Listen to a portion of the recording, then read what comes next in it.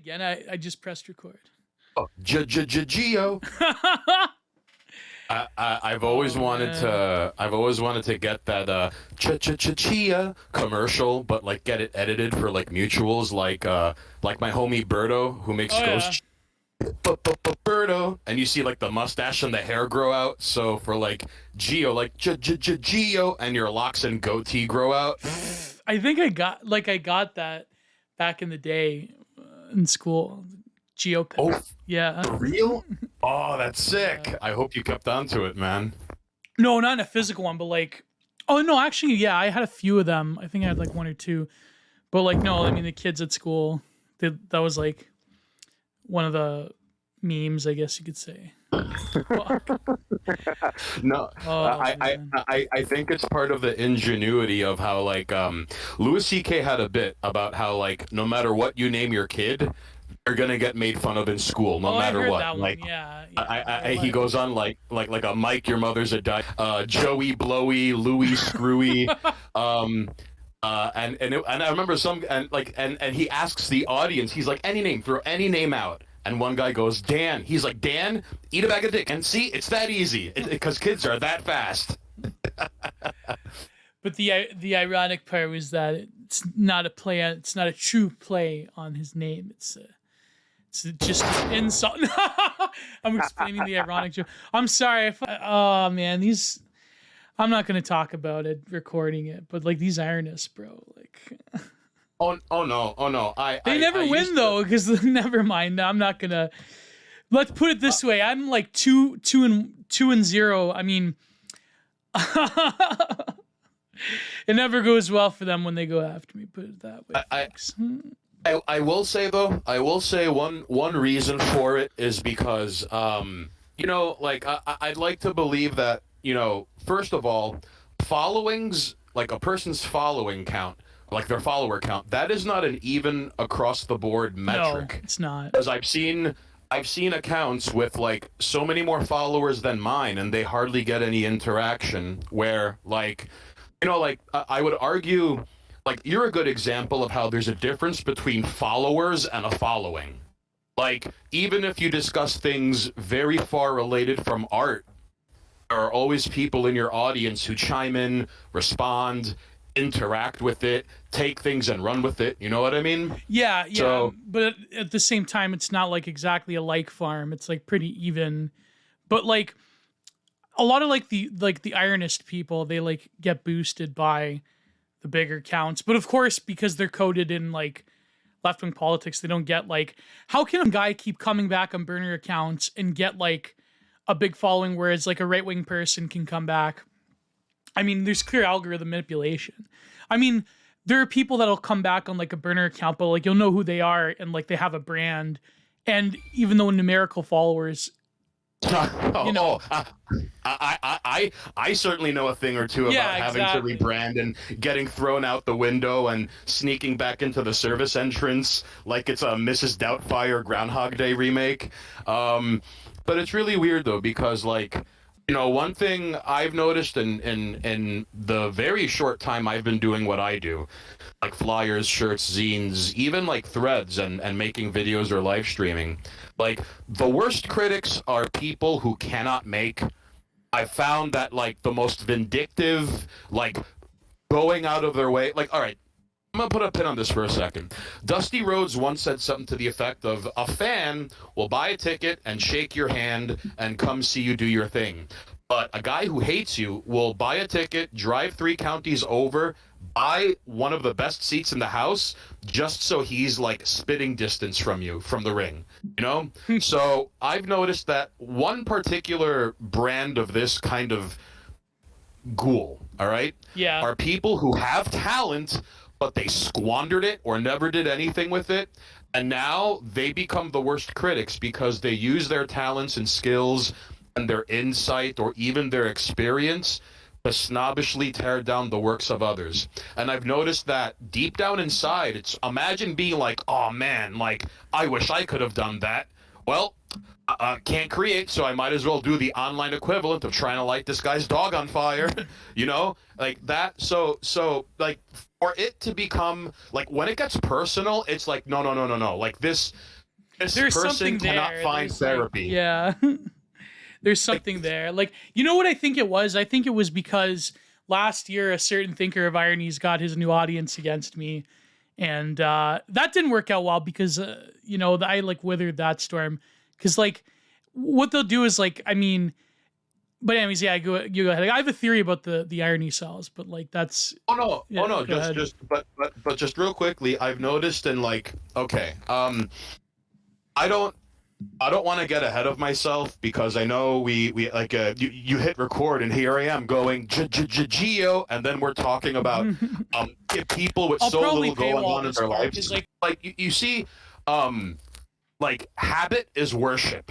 All right, like I believe I truly like your belief. Is not the ideals you try to frame the world around you with. Like habit is worship. All right, and the things you devote your time and energy and focus on, that sort of becomes like the psychic residue that is a two-way street with you and the world around you. And imagine using that to grind an axe that first of all will never see the light of day. Yeah, it's more like the thing is it's very interesting how like even what I said, it's true though. That's what, like, barring like who says it, it's true. Like it's just an objective fact. It was about like pro-life women having better physiognomy than like these protesters, and it's like, but that's like barring aside like whatever. A lot of you can smell like a Chapo ironist, like a left ironist from like a mile away. You could like smell them, like you could like tell by their like profiles and their like ironic references to like The Simpsons, 80s trash media, Koofy hat. They have like the same like they have the same like I don't give a like way of approaching discourse. And they have like, here's the thing, I have to shout out my good friend Vile, and this is what I will keep is we were talking about it, and because he helped me out before. Like the first time last year when the ironists like came after me, and they'll like DM you like they just have this like very like powerful hive mind. But he said, Vile, he had a great point, and I might write something about this, where he said like the genesis of the like left ironist is pretty much like on par with the genesis of like the Paul cell like on the right. And I'm like, what do you mean? He goes, well, think of it this way. Like a lot of them came from like upper class, like backgrounds. And a lot of them have like the same problems with like ennui that like most like, Chapo, like most like Channers do. And like most like right wing incels, they have the same, like, but they have different copes. Like I'll have a wife and kids when Cuba invades the US and Venezuela, like, and the revolution happens. Like they have the same, also, they have like the same parasocial relationship to e-grifters. Instead of like having an affectation towards certain elements of right-wing thought, like I'm a epic step warrior bodybuilder, or I'm like this, that, the other thing trad. Like they'll have like, it's always like the same like 80s trash media that nobody cares about anymore, or like old Simpsons references, or Conkatoo twins, or the Koofy hat, or like there's always like their lobies mimic the same like groupthink that like the lobies of right-wing Twitter do, but instead of like an anime profile picture, it's like Joey Jojo from The Simpsons in that one scene, or like whatever. But he said like they have the same genesis because a lot of them are like failed academics and like failed art school hacks, and like, and he's like, the thing is they see you doing it and you didn't, there's like a big point of resentment out there because like a lot of them do come from like, instead of using their like neurodivergent brain power to like read Julius Evola or whatever, they used it to read Murray Bockton or like Kropotkin or whoever. Like they like basically picked up on like memes from Something Awful instead of memes from 4chan, if that makes sense. and Oh then yes, they crafted their identity around it. Yeah.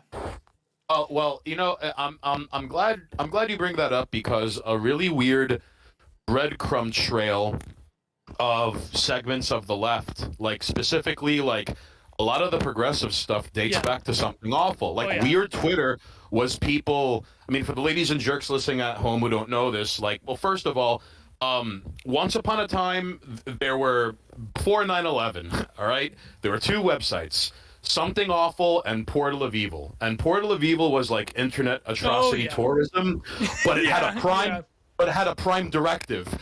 Don't tap on the glass, don't climb the fence, do not reach out.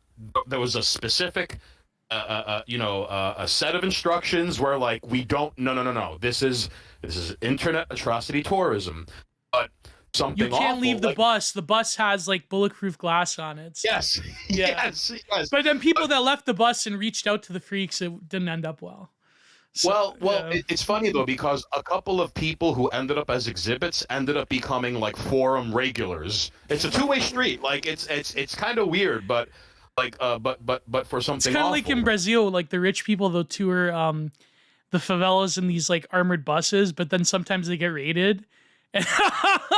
And they get tipped over and shit. It's hilarious. Oh yeah. So something awful though. Like first of all, Moot was a something awful goon. Yeah. Okay. And are kind of like, are you ever really ex-CIA? So like, are you ever really ex-goon? You know. Right. You're still a goon, but like he created the antithesis. Like, he's kind of like Lucifer in that sense, in that. The Milton version, in that he created the antithesis to something awful, which is 4chan. But yeah.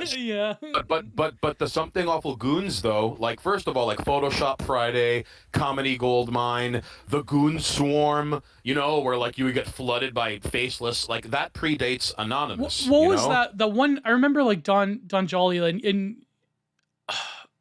You're public with the fact that you know Don Jolly, right? Or is that something? Yeah. Okay. Oh yeah. I mean, like he had this great video. Oh, sorry. Go ahead. Sorry. No. Just real quickly. He's doing good. He just hasn't been in touch with people from even back in like the Dagger Mag forum days, the encyclopedia.zone days. Like he's doing good. He just hasn't been in touch. But yeah, like Don Jolly's a good dude. I'm really glad back. to have. He's a really smart dude. I'd like to talk to him one day.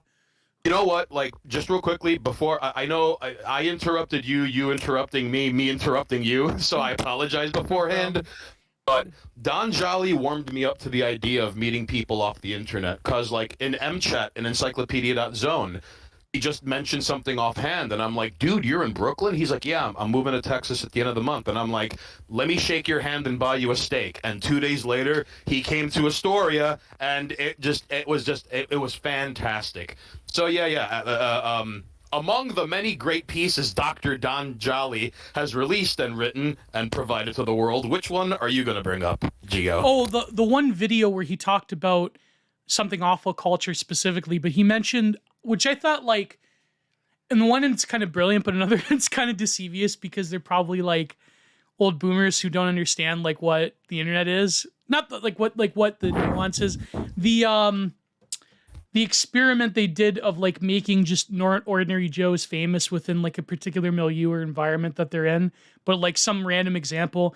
And they picked, what was it? The water company is it Bethesda, California? Like the water, you know what I'm referring to, right?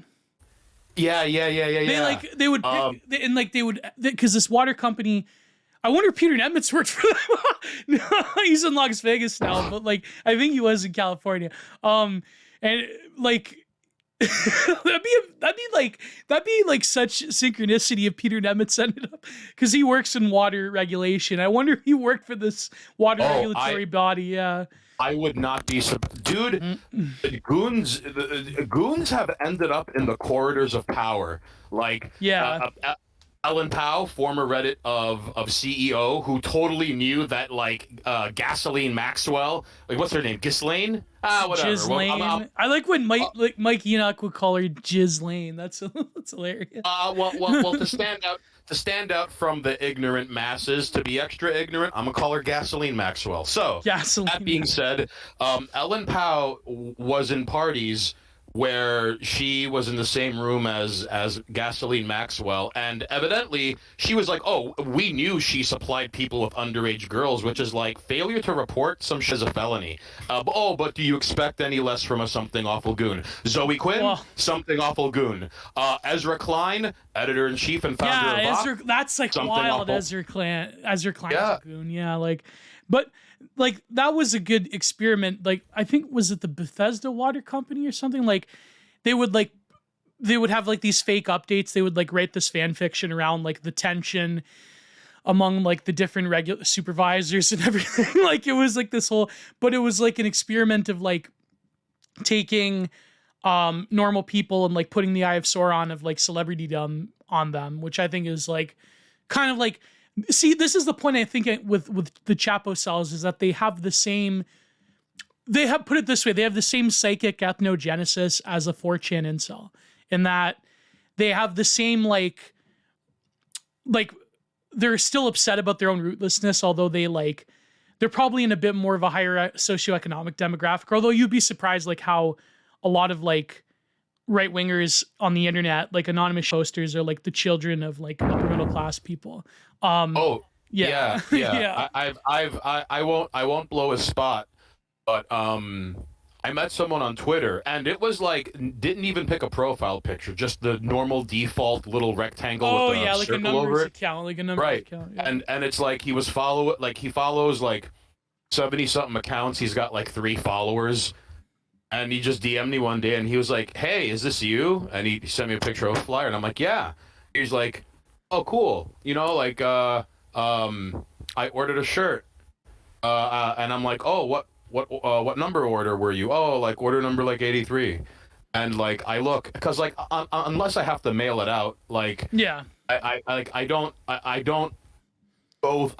go, because I'm sure there are some people where whenever they get an order, they Google address where they live, and like I do that from time to time because like, all right, I want to know what Driftwood, Texas looks like, you know? Yeah, I want to know what like Galveston looks like. But I remember it's like, oh, like Harlem River Drive, like Steve Carell owns an apartment in a building there. And then I look at the address and it's like, oh, this guy lives in a building with like 30-foot floor to glass ceilings.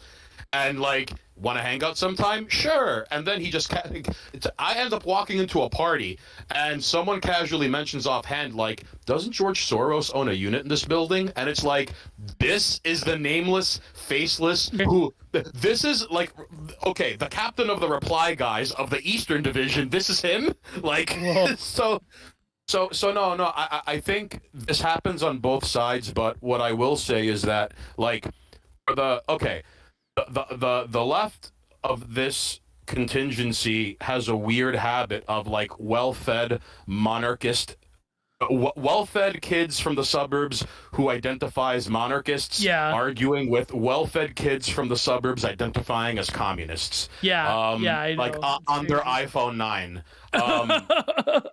But however, I think that both the left and the right, like as you said, is this like contingency of young men and sometimes women trying to deal with this ennui.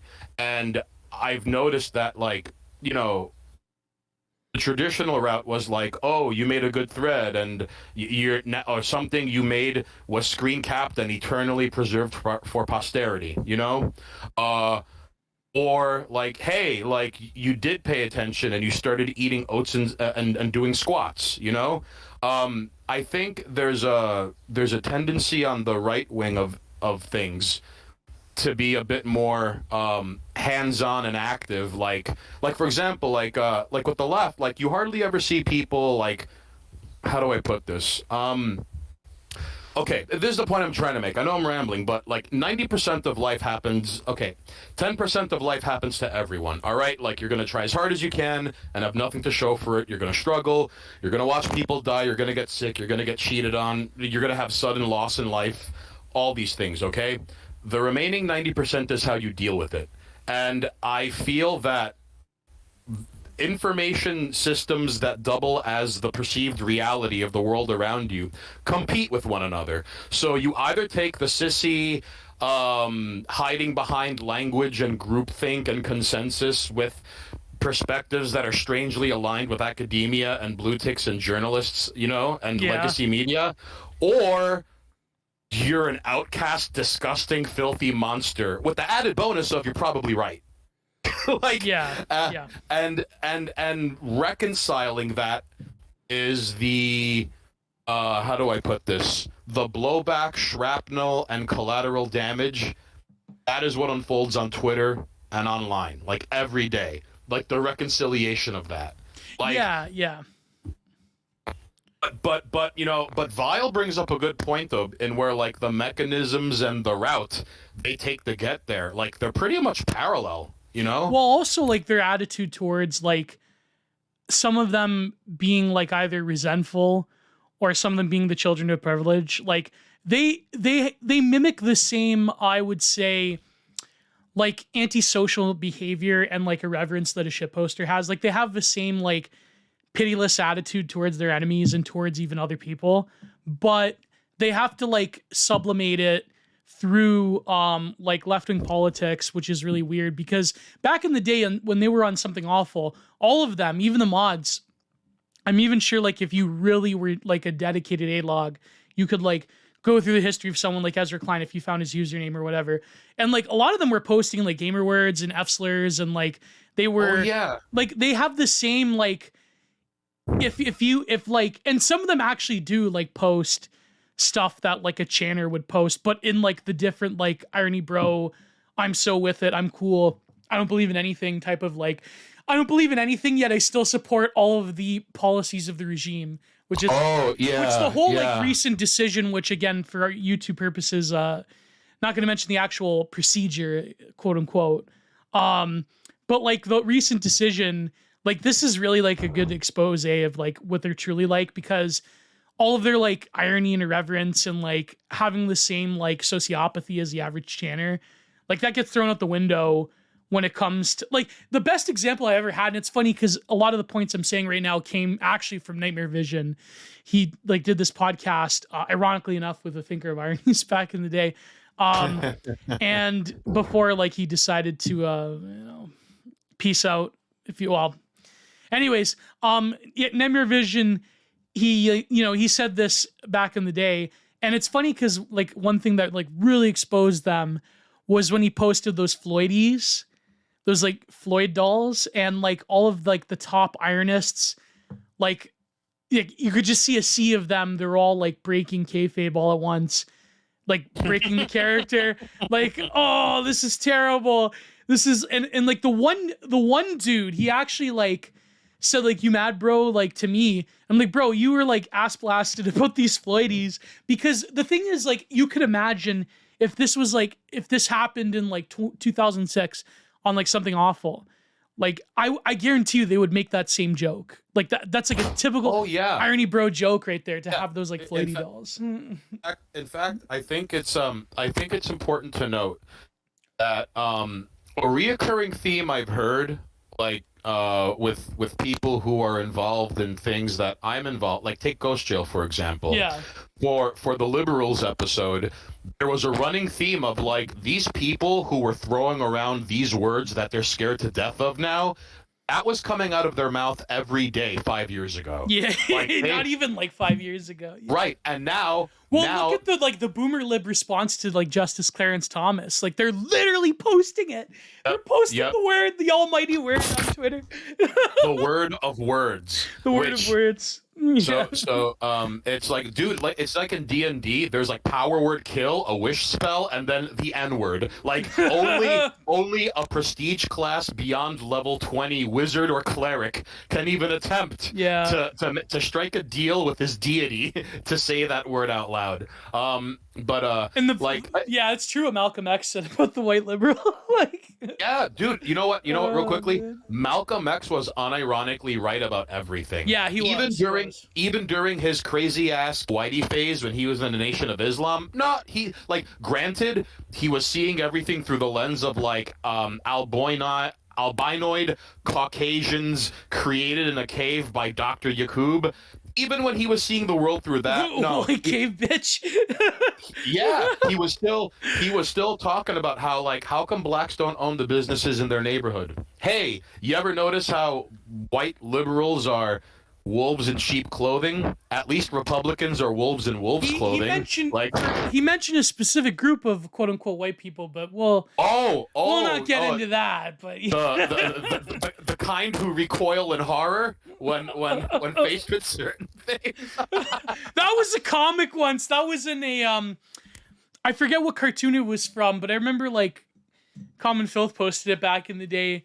Like, oh, I'm so scary. And it's like this, he like walks across the street from like some brothers, right? Like I forget what clip that was from, but it may have been Duckman. But like, anyways, let's not, for YouTube purposes, let's not say no more. But there's just two last things I wanna say about this in regards to this population. One, it's really weird how, like, in my experience, like you must know some of these types being in New York, like they can't stop about talking about living in NYC. Although hear me out. First of all, it's only people who move here. Yeah, it's transplants. Okay.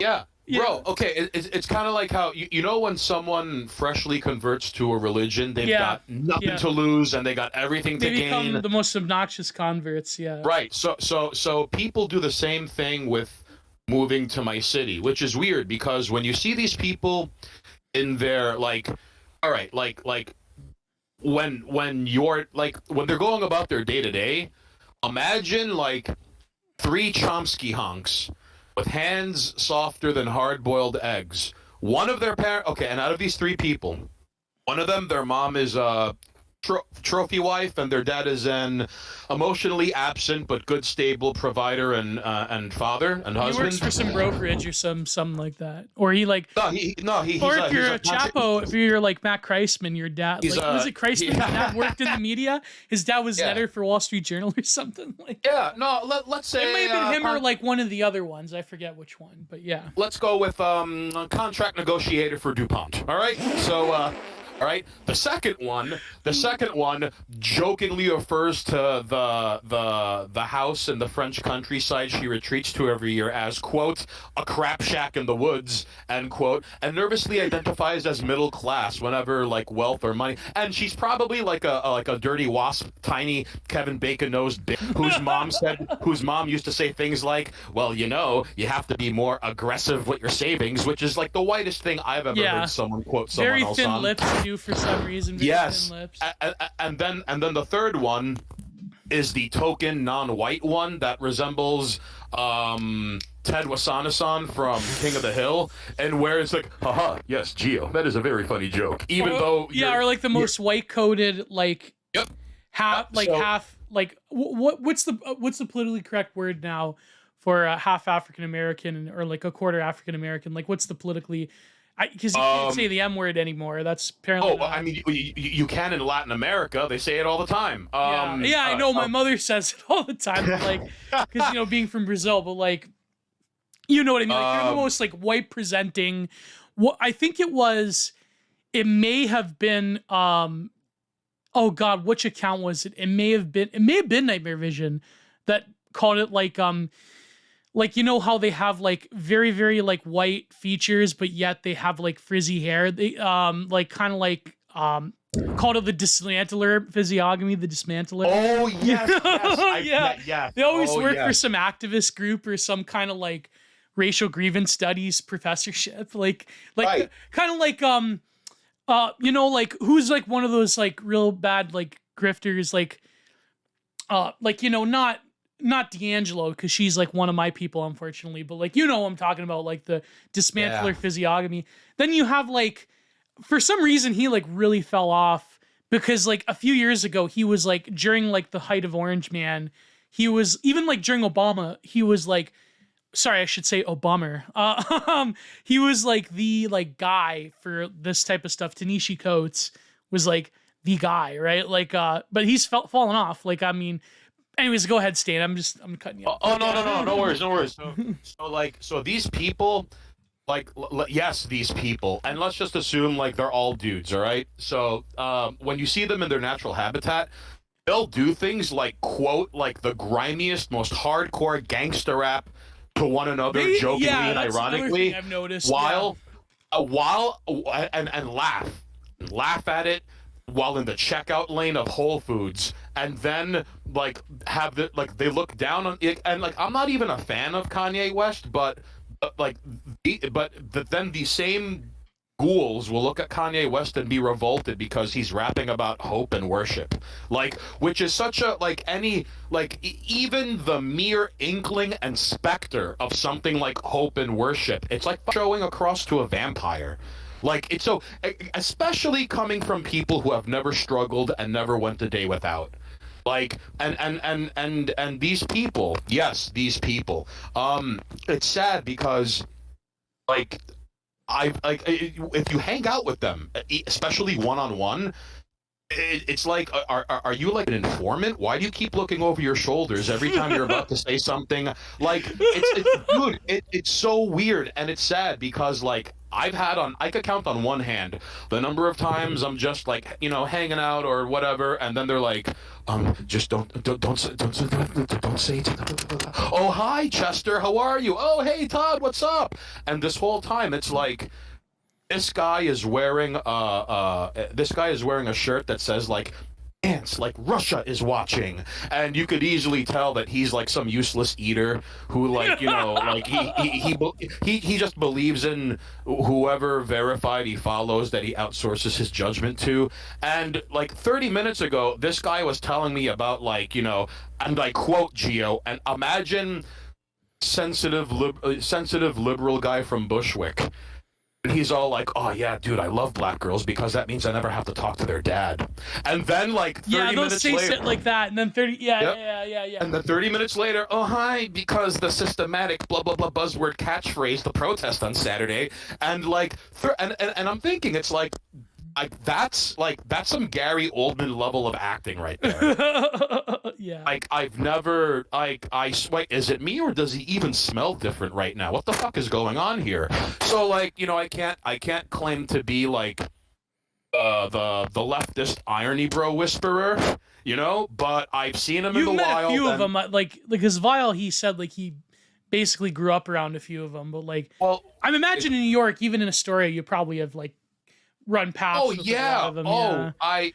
Or like the generic Xennial hipster in Bushwick or whatever. Yeah. Although it is kind of funny to me though, how like again, on an individual level, like they're not bad people, and I feel that, you know, they have. Yeah, the internet makes a monster out of all of us, I feel, but like that's just the way it. Yeah.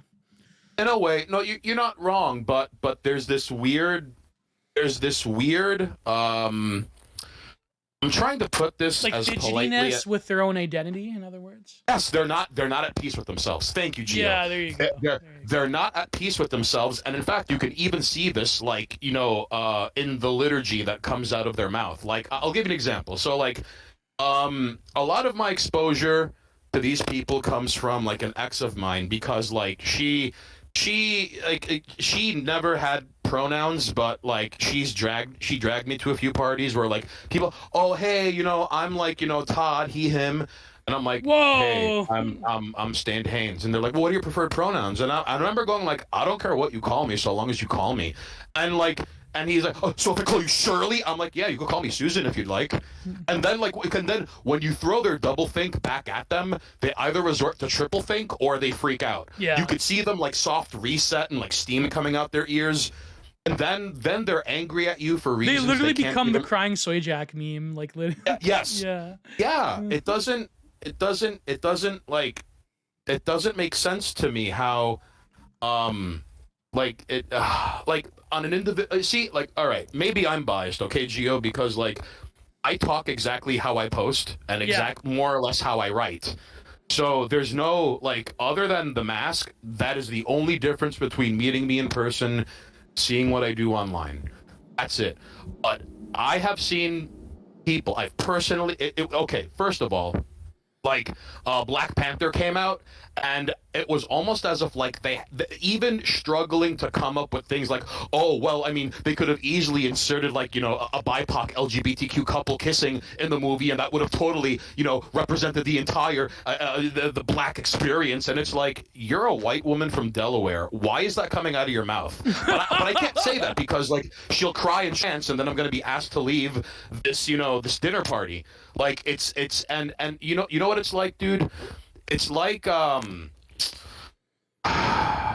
right. I don't mean to reach for gross alliteration here, but it's sort of like imagine there's a stadium full of people, all right, and there's someone getting waterboarded in the middle of the stadium. Oh yeah. All right.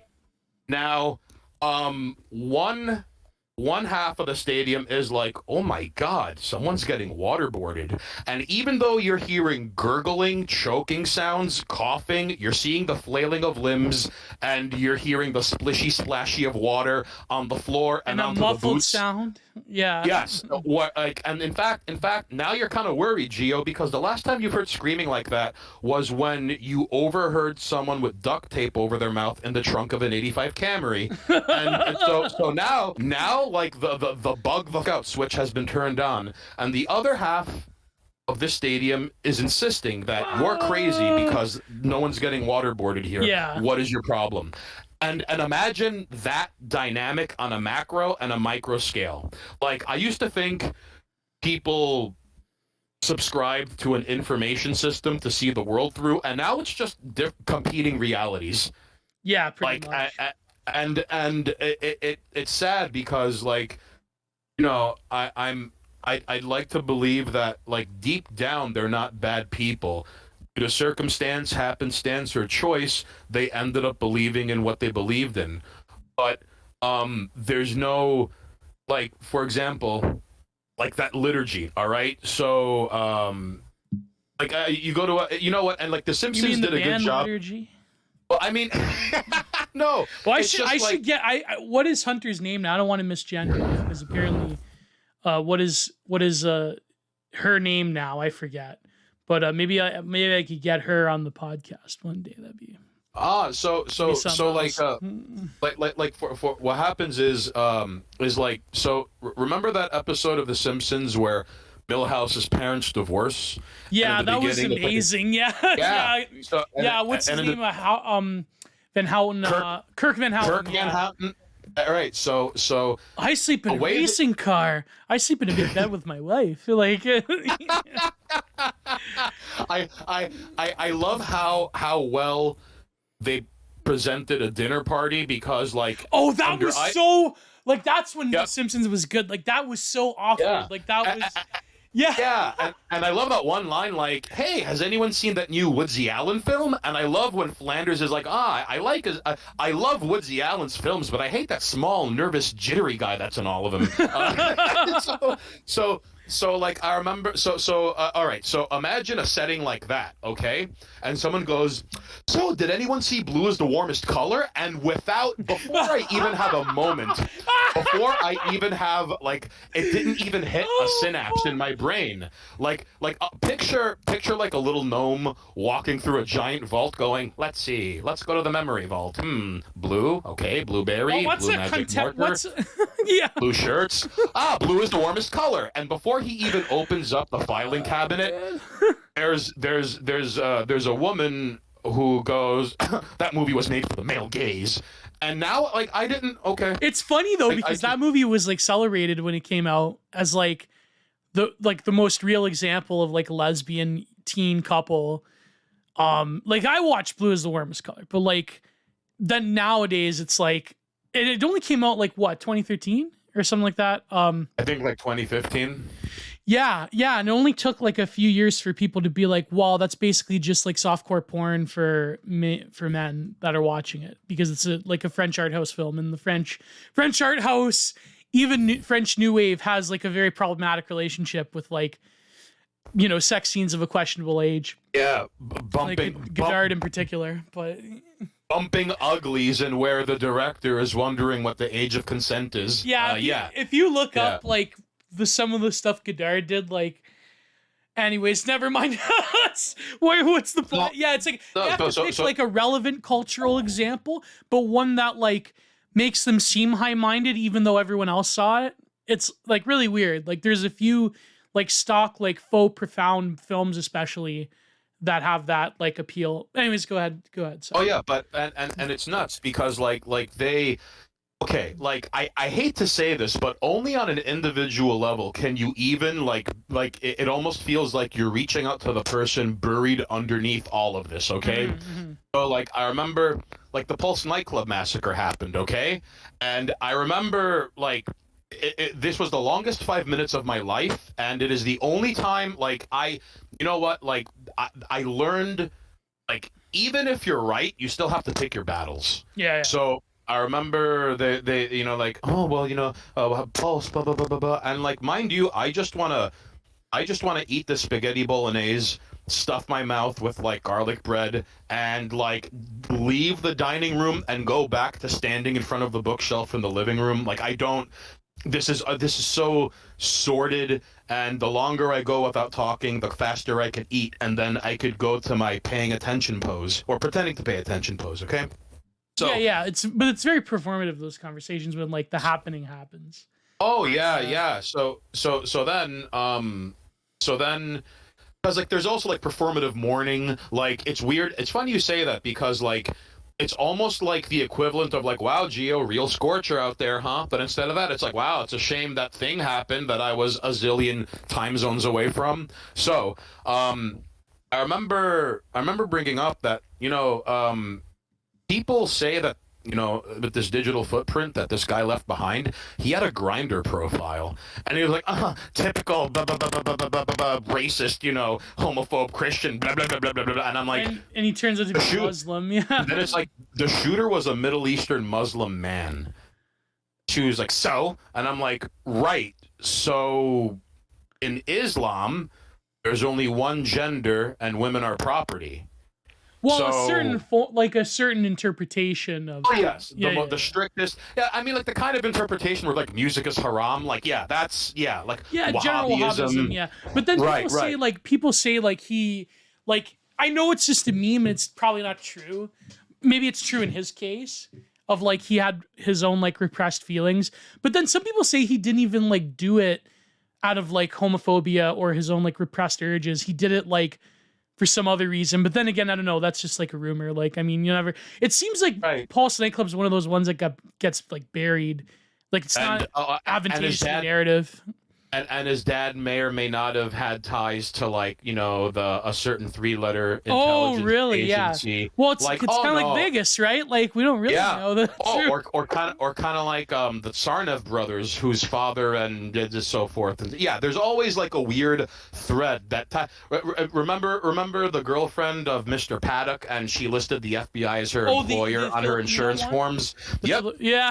There's always, you know what, every conspiracy theory or horrible thing in America either has validity or it's spiritually true, in my opinion. Yes. It either has a Florida or a 3-letter agency connection to it. Yeah. You know, I heard Delaware has a lot of evil stuff. Speaking of Delaware, but that's, because that's where the DuPonts are, and they're like the last of like American nobility. Yeah.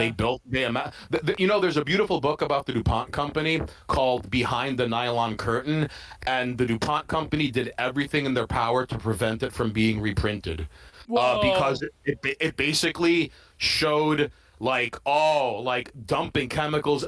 They speed ran being like the first evil American conglomerate, like chemicals in the drinking water, burying radioactive waste under where like a school real is like Mr. Be built. Burns stuff, like Mr. Burns in the public park. Also, the movie Foxcatcher, like one of the DuPonts was so wealthy, he wanted to be an athlete growing up, but he was like a useless, like wealthy kid, like a blue blood. Oh yeah. So like he angled to get the Olympic wrestling team to train on his estate, and he ended up one of the athletes. Like and that was a DuPont. Whoa. I wish I was joking, dude. Oh, one of the DuPonts got busted for like, and the judge was like, well, he won't last in prison, so he'll just get like, you know, house arrest or some shit. Yeah, but every other cheese pizza chomo, they get like, in prison, they get a green light. You know? Yeah. That's So they say like that in like Delaware, and I remember like King Salmonfish was saying, was it Ohio? Is that where he's at? Ohio? Like Ohio has a lot of like really crazy. I think it's Ohio, because like, you know, isn't it like Ohio the state that like every president has to win in order to like become the president? it's one of them, yeah. Yeah. So yeah. Anyways, go ahead. Go about Delaware. Yeah. Oh, but no, so okay, but So you were in this. Well, you were in this like dinner party, and they were talking about Omar Mateen, and oh yeah. yeah. Sorry. No, don't be sorry. So like I had a breakthrough when trying to talk about this, where like I was trying to explain to them like what you believe in has conflicting values, and it is only put to rest when you're directed to like yell at someone. and they were like, what are you talking? And I remember, and I was like, all right, like, you know, like Islam has traditional gender roles, and that is at odds with feminists who can easily see Islam as misogynist. And then ELM and Islam, no one ever talks about the Arab slave trade. You know, evidently chattel slavery has the strength of 11 Barbary coasts. Like you could buy an African slave in Libya for give or take 200 American, depending on market fluctuation. But it's not chattel slavery, so that means it's okay.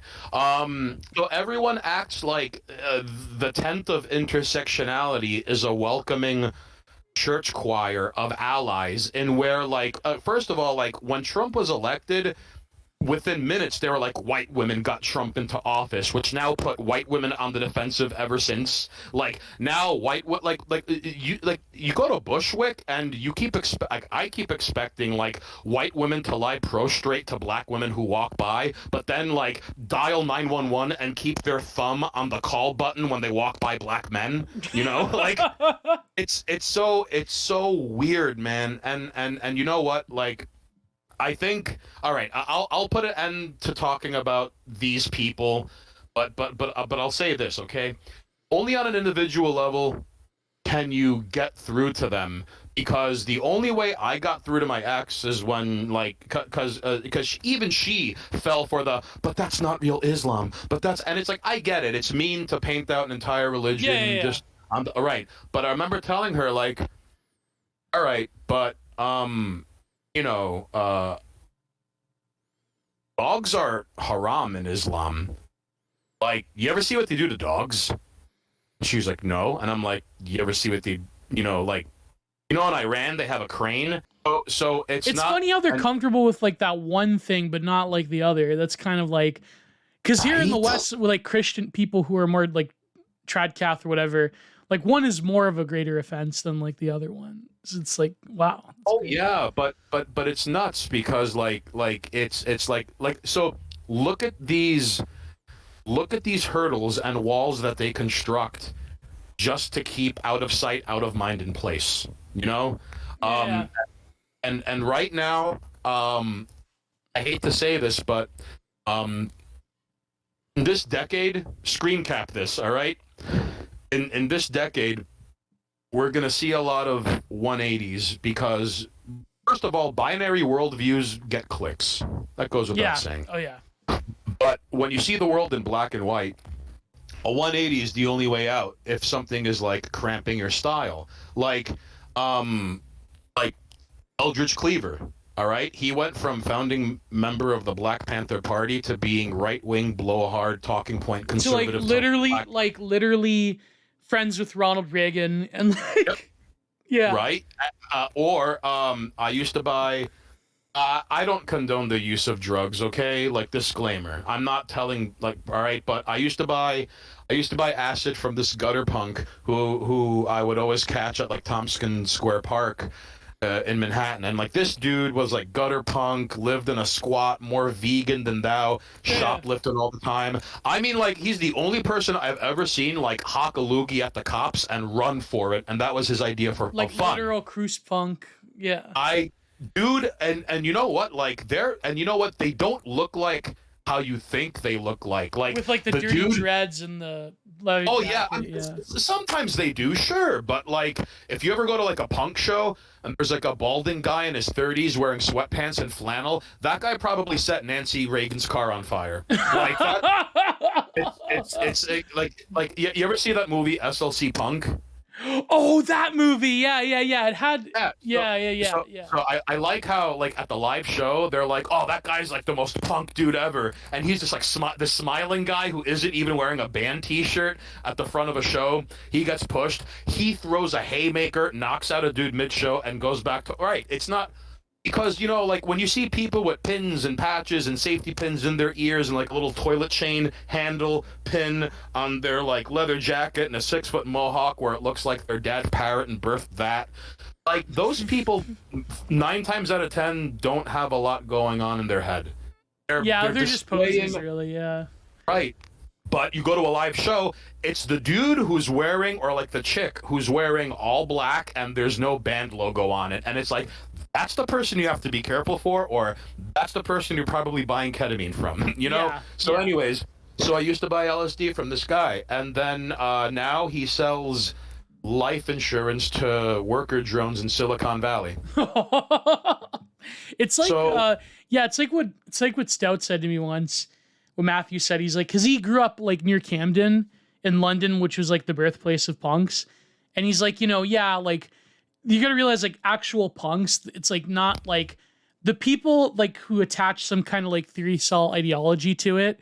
Those are like university hacks. Like the actual punks, it's very like nihilistic. It's like destroy yourself with drugs and alcohol and like live on the streets from time to time. And like, it's very like, you know what I mean? Like it's very like self-destructive. It's not like this glorious like zine driven, which I mean, we're going to talk about the zines actually, but go ahead.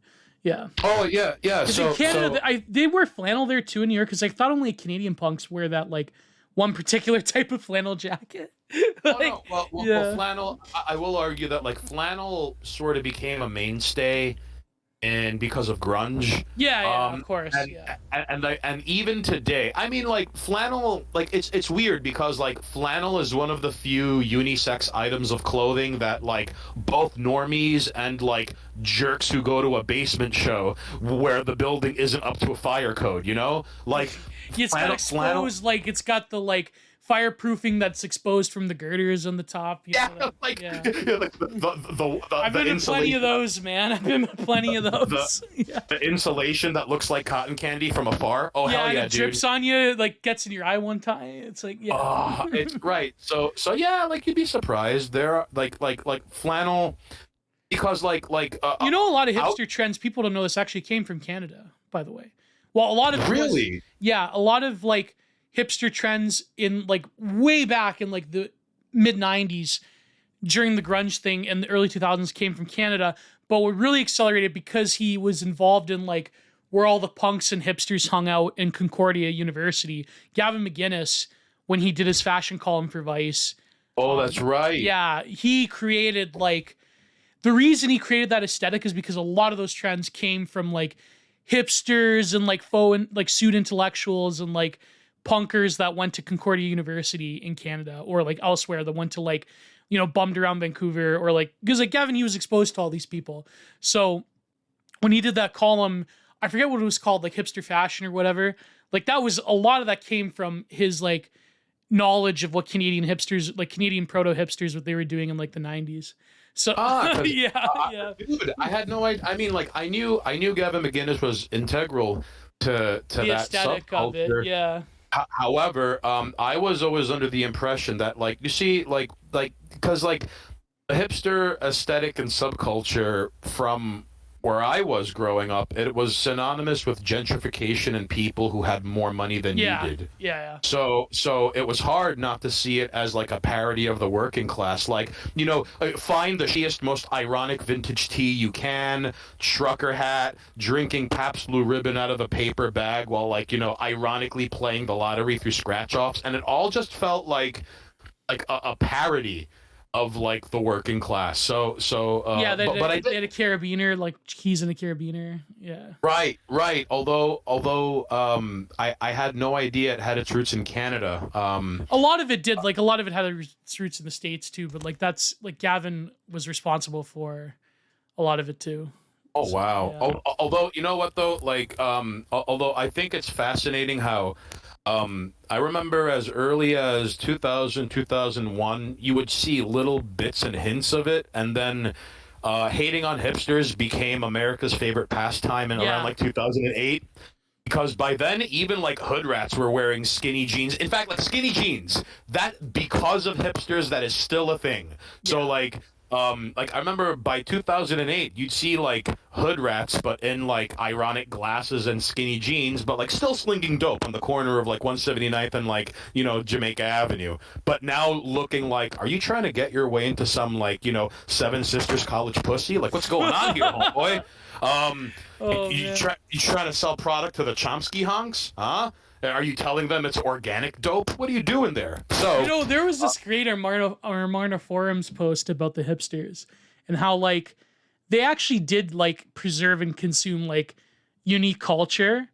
Whereas like nowadays the modern Redditors, like what they call a so egalitarian, like they mostly consume like trash, like mainstream media, and like they're the ultimate consumers. Whereas like the hipster actually did care about niche things, which like, but then I mean, back in the day, I think because as millennials, like we grew up hating them so much that like we didn't realize that what they were doing was probably markedly better than what the average Redditor does now. Like, and this goes back to the irony bros because like the left ironists, like they've bombed, like they were the hipsters. They like bombed their brains out on like weed and like other drugs and like always like middle class resentment and like a lot of like 4chaners, like a lot of like people on the political right, they have like that same resentment, but they manifest it differently. They manifest it into like this very like almost thumatose,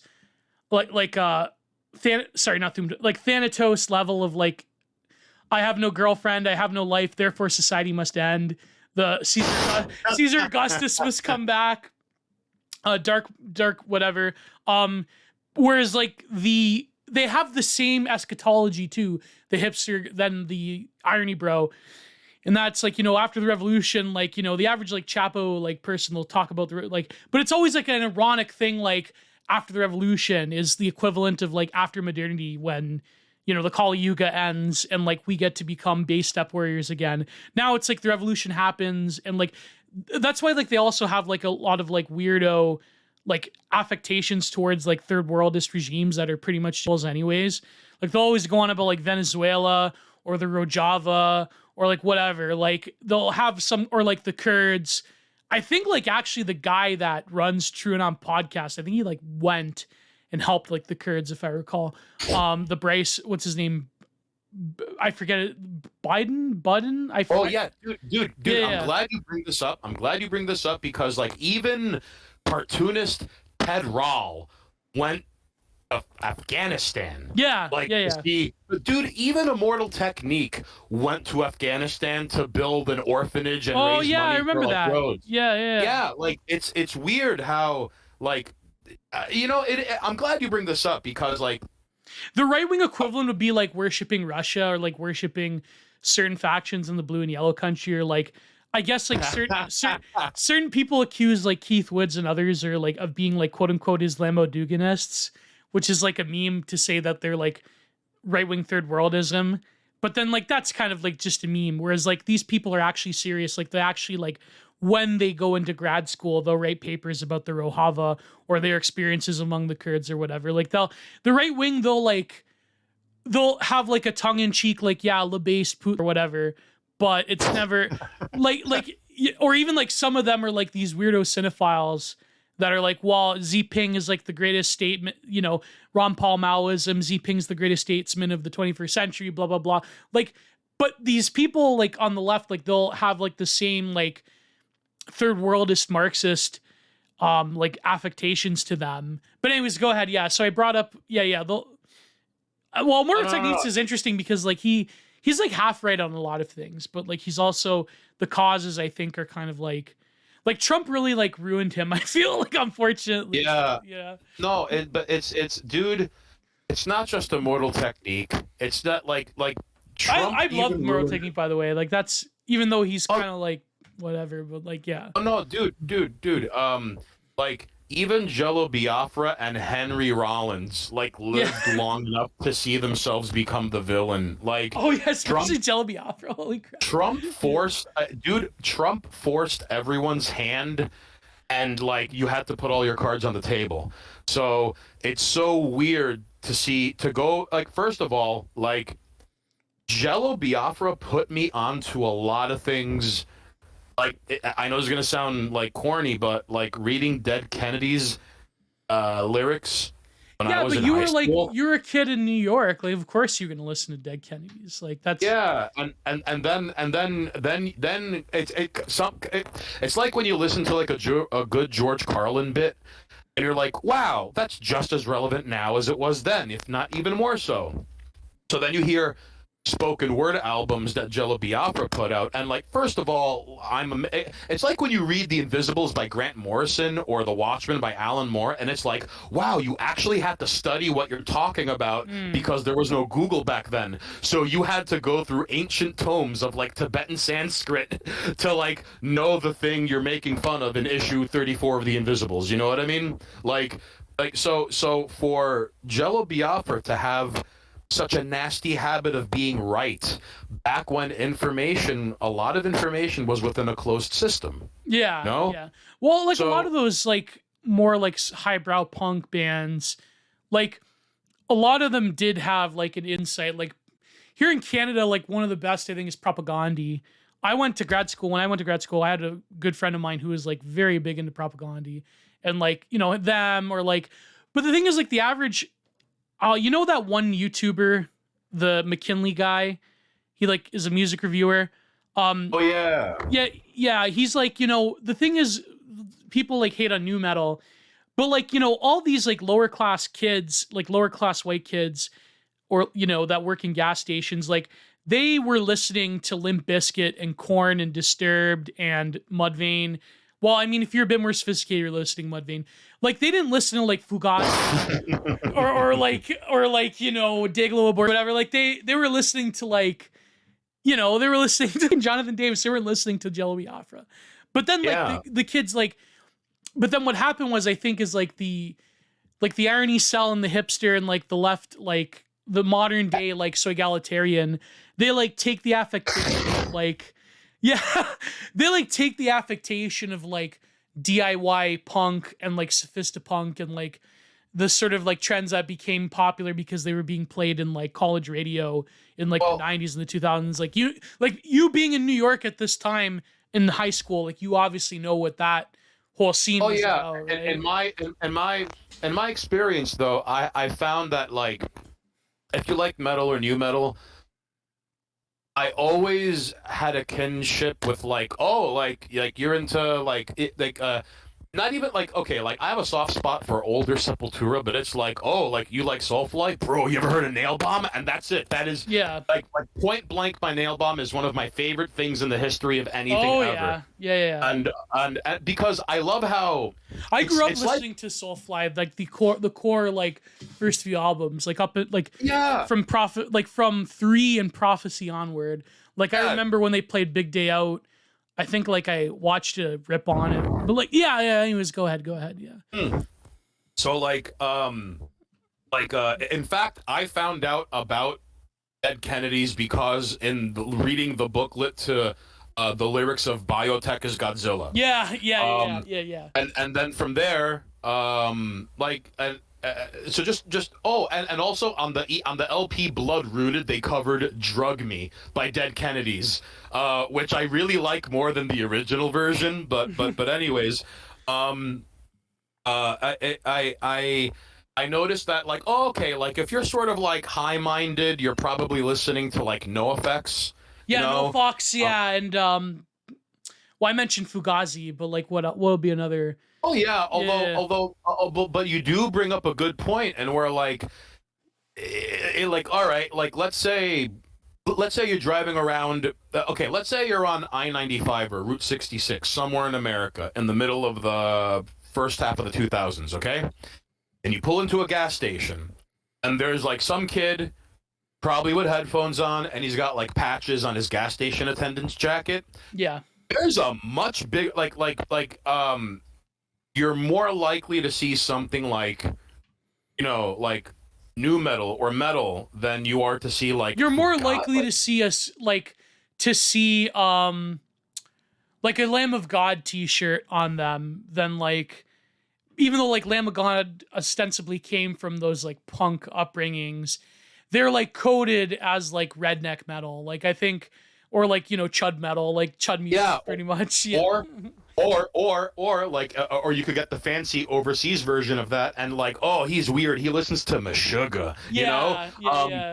Although, like, or like, it could range from like Ministry to Marilyn Manson, or if you were a little more high-minded, Mudvayne. But otherwise, like, Korn or Limp Bizkit, and you know what? Like, I think most people, kind of like with white trash, they have a reflexive disdain for new metal because they never listened to new metal, exactly. Or maybe like, oh no, you had one bad interaction with some like country bumpkin, an hour drive outside of Savannah, Georgia, and ever since then you see all white people with accents as like insane neo-Confederates who hate you. all it takes is one bad instance, and like that's it. So I think.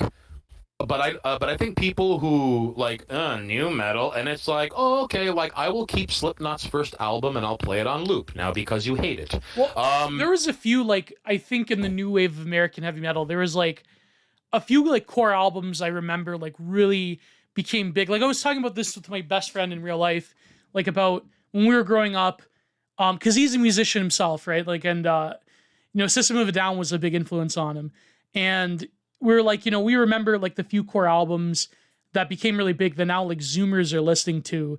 I'm like, I said this to Turkey Tom once. I'm like, all those albums you listen to, whether it be like Toxicity or Iowa by Slipknot or Diary of Jane by Breaking Benjamin or, Hybrid Theory by, Linkin Park. It's like, I remember like, I'm like, bro, I remember I was your age when I listened to those albums, and now it's like I feel like an old man now, even though I'm like not even 30 yet. Like it's, you know what I mean? Like I remember when albums could still get big on that level. Like I have friends who are older than me that remember when like Fall of the Leader was big with Korn. Like oh my goodness, yeah. Well, I mean, but that was a weird period, and where like, imagine begrudgingly turning on MTV for something other than Daria or Beavis and Butthead reruns. And Freak on a Leash was there. And it's like, dude, Total Request Live sucks. Shut up, man. They're going to show Freak on a Leash. Yeah, it was, like... dude, and you know what? Like... Go, dude! Like, as soon as you hear go, like, that was it. Like, you were going... Even like, and you know what? Like, Korn won me over. Like, their first album is, like, ridiculous. Yeah, like, with Blind on it, yeah. That is perfect. Lift weights and scream into your pillow between sets music. And you could, and that determined like their trajectory. Like even songs like Need To, which was like, or Divine, that like you could see like the influence in other albums, like even the darker ones. Like my favorite being Untouchables, but like that's. Anyways, go ahead. Sorry. Oh yeah, no, dude, don't be sorry. So what happens is, I don't know what festival they were playing at, but like. They were playing, and Jonathan Davis was playing, accompanying the band by playing bagpipe, and he was wearing a kilt. And I'm like, you know what? I don't care if the rest of this band's trajectory is just auto-tuned tuba solos played backwards in a wind tunnel. That is dude, bagpipe, metal, palm muted riff. Dun, yeah, Chutes and Ladders. Yeah. And I'm like, you know what? Like, I want that riff played on loop for the next hour. Can we do this? So no. But it's funny how like class and upbringing kind of sort of play a role, because I suppose this can breed elitism and in-group and out-group, because I don't like. All right, story time to show how old I am. Um, there's like sometimes you would see a band live and you would see the crowd each band would draw in, and you could kind of tell like Very you're visible. not Yeah. right. So there's a noisecore band from Japan called Melt Banana, all right? Oh, I think I've heard of them. Yeah. And they opened up for a band called Clutch, which is like not quite metal, oh my but god, not quite what? rock. Why would right? they? That's like such a mix-up. Like, oh and my then, god, yeah. And Clutch was the mid-carder, and the headlining act was Mr. Bungle. So, oh my god. I did not give. I didn't even care about Faith No More. It never. It's like, oh, it's the guy from Epic that he made fun of Anthony Kiedis. Okay, that's the only. Anthony Kiedis stole his dance moves from Mike Patton from the music video Epic. Okay, that's all I knew about him. So, because I went to go see Melt Banana. A friend of mine was like, bro, like, Clutch is pretty dope. You should check him out. So I'm leaving, and I run into a buddy of mine from high school. He's like, dude, where you going? I'm like, yeah, I'm out. See you on Monday. And he's like, I'm here to see Mr. Bungle. You should really check them out. I'm like, nah. Look at the people who came to see the headlining act. They're all a bunch of dorks. You could fold them in three and like stomp them through a mail slot. Like I don't, and I don't even look at them. These art school jerk off faces. Like, and he was like, dude. That reminds me of the one AXCX song. R.I.P. Seth Putnam. Jazz F slurs don't like us anymore. Like the lyrics, it's like they thought we were being like ironic and artsy. I just threw chairs at them and they cried and ran away. Like yeah. And you know what? I love how AXCX, all right. They started for the Seth Putnam put it in motion for the sole purpose of upsetting as many people as they could. Yeah, pretty much. Then they end up setting precedent and reinventing music and grindcore a few times. And you know what, dude? I am really taken aback by how thoughtful and sharp some of the lyrics are. Like they're yeah. Almost like it's almost like the curse of grindcore. Have you ever heard of this band called Nuclear Assault? Oh yeah, I've heard Nuclear Assault. Like that, they were like the OG of like, because like right. grindcore is weird because they cross over into like death metal territory. Like for example, you have a band like Carnifex that'll have fans that are both like metalheads and like will listen to punk when like usually, yeah. Go. But what about Nuclear Assault? Yeah.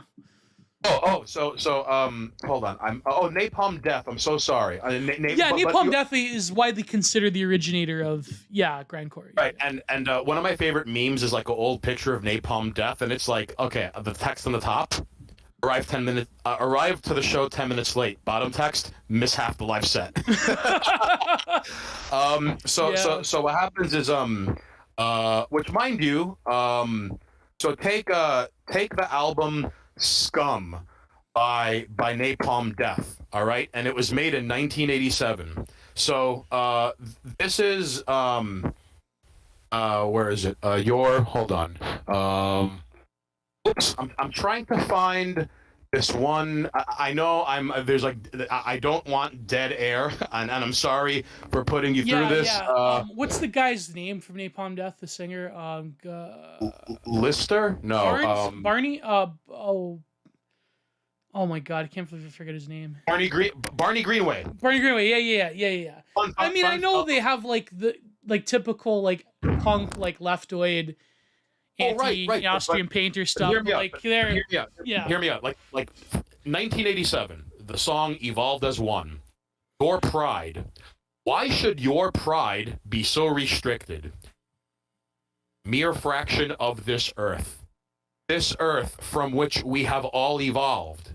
This earth where all of its people are downtrodden. Downtrodden by all those who stand to prosper from exploitation. Downtrodden by those whose slime infests your weak minds. But when you hear it,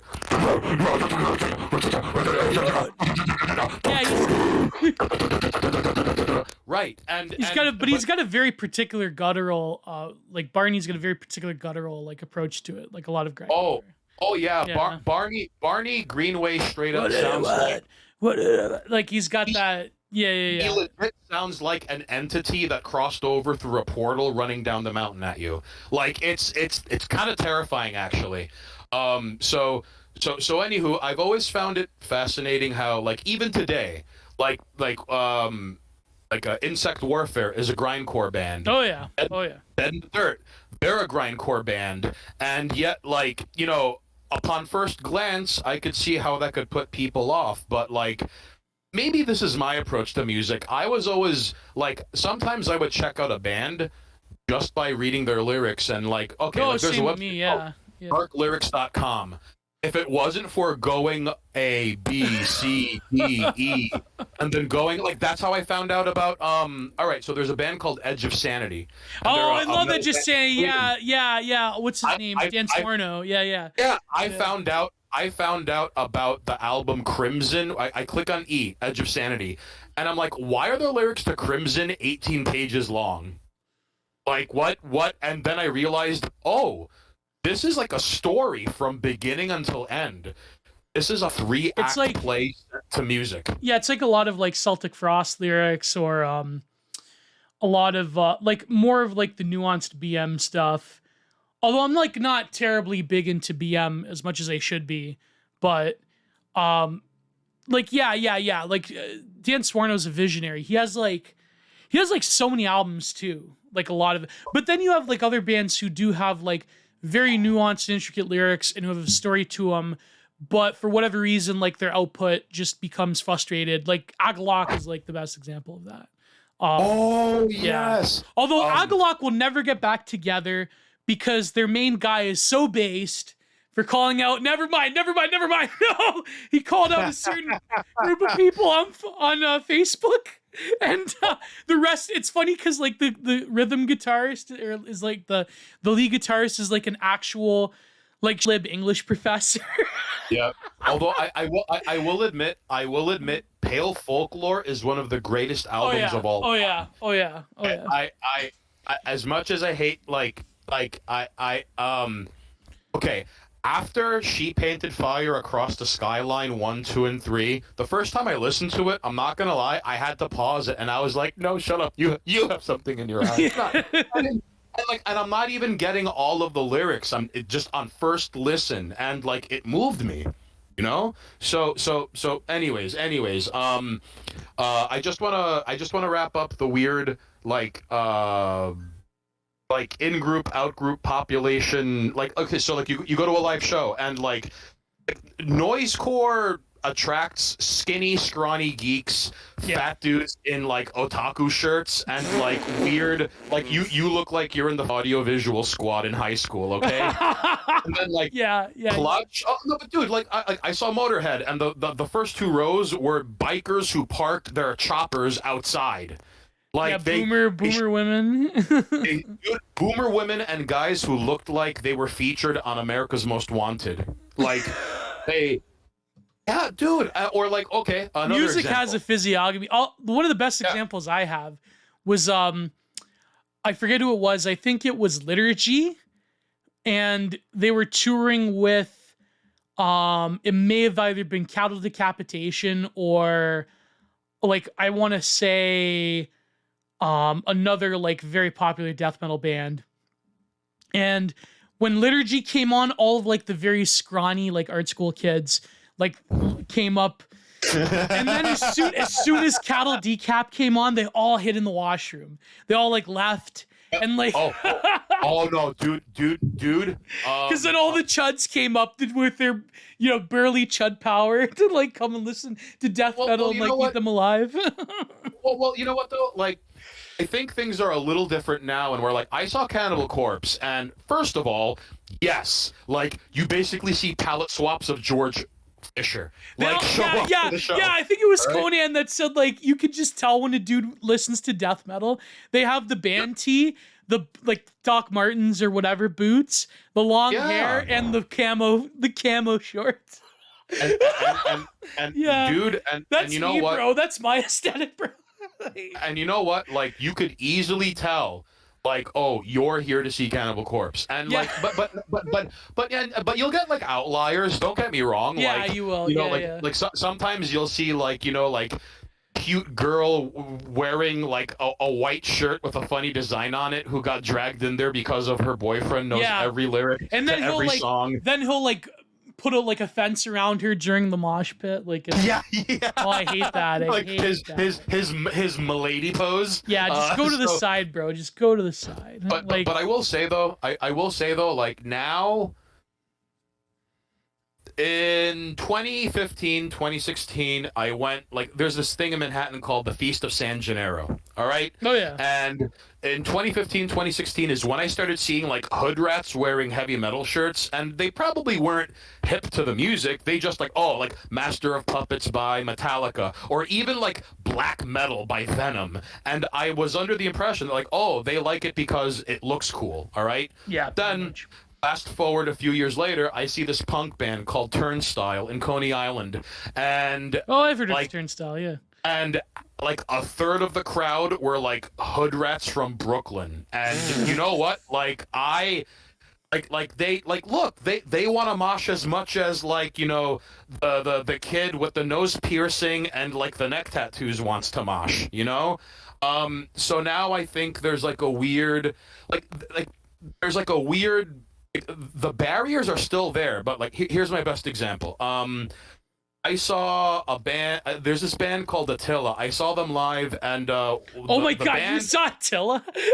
band. That is so out of character for you. What the hell? But the reason is because the band before them was Jinx, Oh, and Justin okay. Wang plays guitar for them. Yeah, and yeah. You know what? Like, it was kind of wild to see how like only maybe half the audience at most looked like people that you would expect at a hardcore or a metal show. Yeah. And then the second half were like, are you here to see something like Game Grumps live? Like, you're in a Fario shirt, and 30 feet away from you are people fighting to the death in a pit. Like, but so I can't so put my like, finger on Justin Lin because like he follows a lot of those Irony Bros, but like he'll follow like random people that it's like I don't know because I've been on a blocking spree lately, so it's like. oh no, Justin Ling will like always come up with like the I don't know, it's weird. Well, hear me out. I look, I don't say this to like name drop. I don't say this to be like, yeah, Wang and I go back like homies. But like, I've had the pleasure of like hanging out with him for an evening, and I ran into him like a few times. And first of all, stand-up guy, like he's a good dude, and perhaps I'm biased because like he's Queens trash like myself. Like he's a local, and oh, he is. Oh man. Yeah. Born and raised in Queens, man. So like that's why he sounds the way he does. Like and it's funny because like if you close your eyes and you hear Justin Wang talk, he sounds like a guy who would like bust your balls and ask you what you're looking at from like Bay Ridge, Brooklyn, you know? And so well, that's like Ghost Jill, like they have to like a lot of them they'll like stray the line between different groups. Like Birdo, he'll like follow people who would be like considered like either like Widenicons or like ironists or like other people, but then he'll also follow people like on the political, like on the far right, even like, you know. Oh yeah. I mean, I'm actually gonna be in the next Ghost Chill, hopefully. So he's gonna come up with a good part for me. So attaboy. Finally. Because I was supposed to, but then I was too busy and like and Lev was like screwing me around, so I was like the New Age episode. Yeah, I'm gonna do the New Age episode. I was supposed to do this other one, and like I wanted to do this like thing with Lev, but then it just for some reason like he kept like pushing it back, and then I'm like I might as well do something on my own. But yeah, I said like Berto, just give me a good idea what you think I would be suitable for, and I'll like record something for you. Excellent. Because I used to do like these little short films with my friends. And like apparently they said I was good at like coming up with stuff like improving, like like on the fly. Yeah, like no script or anything, just like a basic concept and like yeah. Anyways, yeah. So you went to the show, and what were you saying about Justin Wang? I just want to chime in on one last thing real quickly. About in group, out group. Well, in group, out group, and Queen's finest, Justin Wang. All right. Number one. So like in group and out group, like I remember Justin said something to the effect of like he was taken aback by how many people told him something to the effect of this was not only like if not this was my first metal show, and some people were like this was my first live show. Yeah. So yeah, predictable. And you know what, like cause like Jinx, I wouldn't be so quick to immediately categorize them as a new metal band, but they do have new metal elements, and like they were ahead of the curve and already were experimenting with like break beats and stuff like that. A lot with of stuff their that Zoomers music. like, yeah, like a lot. It's very Right. Zoomer friendly in terms of like metal equivalent, yeah. So that being said, Justin's a good dude because I could go into this later, but like I get suspended wrongfully from Twitter, and every time I respawned, just within half of a split second after I followed him, he'd follow me back. Nice. And in fact, on the fourth reincarnation, I remember, like, you know, my friend Anatomy of the Heads, the guy who's the editor-in-chief of Cars&Women Magazine. He's my friend, co-conspirator, collaborator, and will probably be on the witness stand with me at The Hague when it comes down to it. Goebbels and Goering laughing.gif. All right, that's what it'll turn into. So, you know, as like a last ditch effort, I was like, you know what, like I'll like tweet at Elon and put this down, and I hand wrote a thing, and I was like, hey Justin, I don't mean to bother you and blah blah blah blah blah, but like, you know, like I this sucks. And I'm gonna keep appealing. And he was like, you know what? Like, let me like it, and like I'm verified, so it'll show up on the verified timeline, so other people will get eyes on it. And like, he didn't have to. Imagine some guy gets thrown out of your favorite establishment 3 times in a row, and he's like tugging at your jacket sleeve before you enter. Like, dude, can you put in a good word for me? Like in Henry Hill trying to talk your way into something, and without hesitation. Like he always like. He's a stand-up guy, so, you know, maybe I'm biased because of my own experiences, and maybe I'm biased because, you know, he's a native son of this borough. But Justin's a good dude, you know. You have to consider that, like, or at least I've always considered that, like, he has to be very prudent with, you know, the internet because he's sort of a public figure. Yeah, you think he's secretly based? Maybe not. Like, maybe not the like. Maybe he's not like, you know, throwing spinny wheels out, but like. I wouldn't say secretly based. I'll just say he has expert timing in knowing when and where to say what. Yeah. Because there's no point in like. Sure. Yeah. There's a time and place for almost everything. Yeah. All right. Yeah. So no. In fact, I remember one of my favorite things I saw him do on Twitter was there's a gentleman by the name of Donovan. Everyone calls him Crip Daddy. He's this young man in Chicago who's in a wheelchair, and he does stand-up comedy. And he also says some of the most ridiculous out-of-pocket on Twitter from time to time. So some guy, like, you know, a self-professed comedian, like, criticized him, and like Justin Wang just quote tweeted him with the words "suck my dick," and that made him delete every single one of his tweets except one and lock his account down. So, like, with great power comes great responsibility, and he knows how to wield it properly. So, yeah. So, thus concludes the Justin Wang Power Hour, all right? Oh, boy. And we bring you to our regularly scheduled programming. Yeah. Like, I mean, locking... that's very funny, like, what we were talking about before, like people... they'll like swarm you or whatever. It's just like the power dynamic. I think like that's the problem is like people are saying like, why can't you just mute, man? Why can't you just ignore, bro? It's like when you're like living on enemy territory, you can't really like afford to like not be prudent. It's not like equal. Like that's the problem with a lot of these people. They think it's like an equal playing field. It's not. I mean, you know what I mean? Like if you, frankly, like I can't, like there are certain people who get attacked like all the time that I don't know how they still have an account. Like Nightmare Visions, I know I'm like talking about Nightmare Vision a lot, but like him, even like today he like had this tweet that, like all the ironists, they just like know how to like go after him.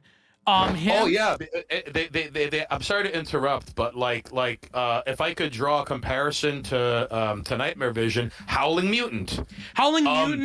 There are group chats dedicated to just like obsessing over every no. It's pretty ridiculous. Yeah. And again, Republican is like the one of the worst ones in that, like every single tweet that blows up, like every tweet he gets numbers. He has like a million of these like goblins just like picking at him in the tweets. Yeah. I don't know how he does. Amy Therese, man. Amy, she's a good friend of mine, and like I don't know how she does it. Like she is just fearless. Maybe because she has female autism. But like that, there's like every like even today, like they despise her. They like want her head on a platter, and she just persists. Like all of those big people, like even like the biggest people, like Cushbomb Kreisman himself hates Amy Therese, but like she persists. But like today she was going to war with Sean McCarthy again. As we're recording it. Dude, realistically speaking, here's the thing. I'm friends with Sean. I have nothing against Sean McCarthy, but like he's a good dude too. But like I don't know, they hate each other. Go ahead. Yeah. Well, no. I mean, it's just like realistically speaking, the she could afford it because like geographically, there's it's like even if like how do you make a move on someone who's a 19-hour flight away from you? Yeah, that's true. Like that, right?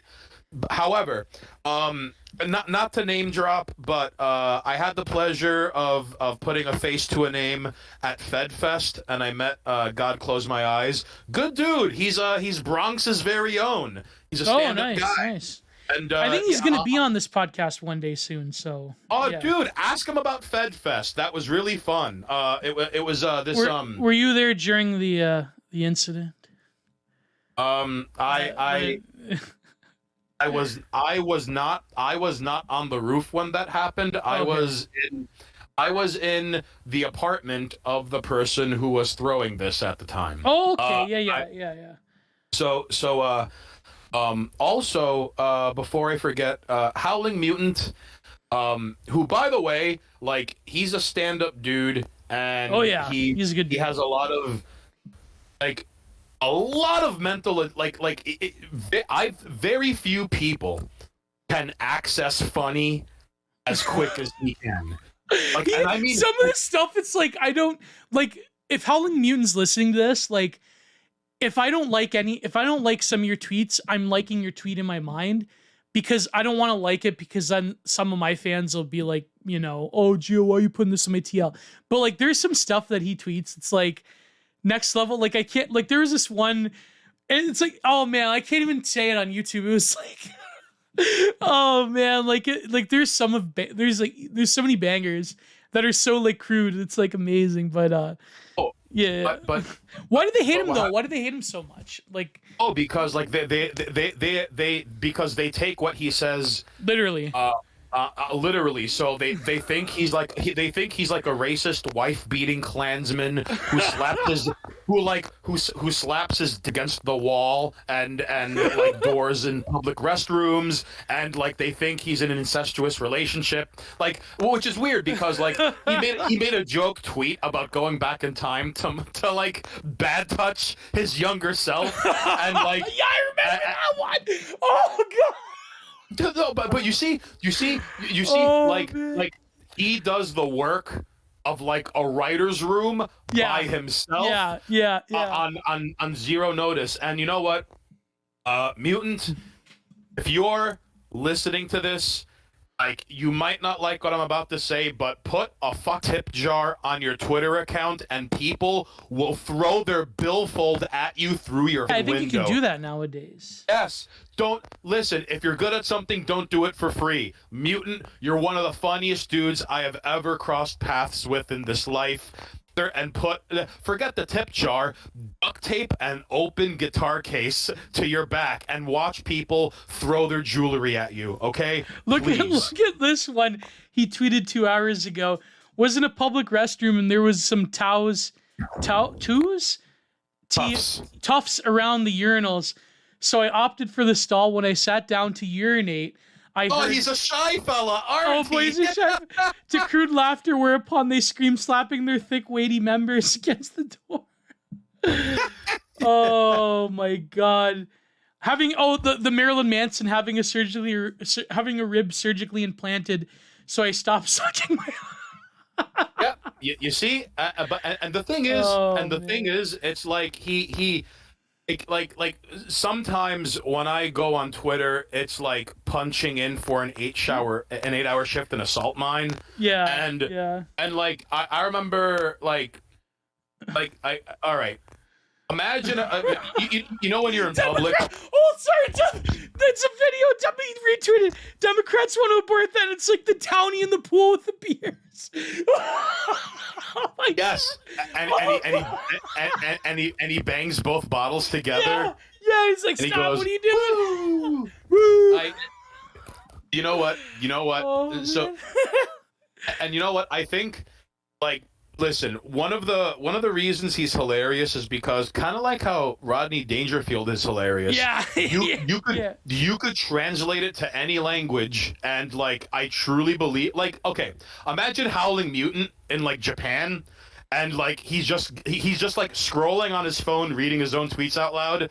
And then, like, a translator translates for him, and the audience loses their like every minute or so when they're hearing in like Japanese something to the effect of like, I wish I could put the grandfather paradox to rest by going back in time and myself out of existence. Like, oh man, yeah, but there's some people that just like. They get periodically hated on, and it's like I don't know how they survive. Wait a second. Someone is no, it's not me. I got hacked.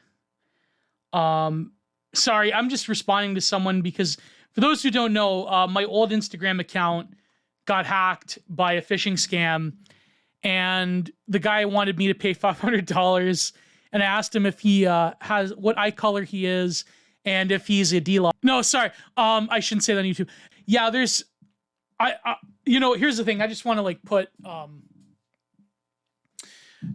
that crap behind me. Yeah, anyways, like I just really despise like the like Chapo ironists. Something about them just rubs me the wrong way. Like even like people who are like like unironic like Marxists or tankies are like less annoying. Like it's just because I think they try to pretend like they believe in nothing. That's probably like, and they'll have like this weird like this is what I'm saying. Like they have like I do notice that the right wing does also have like the same like groupthink capacity, but it's different. It's like more decentralized. Like I think like if there's a tweet that blows up, or if there's like a thing that happens, then you will see like a lot of us accounts swarming them.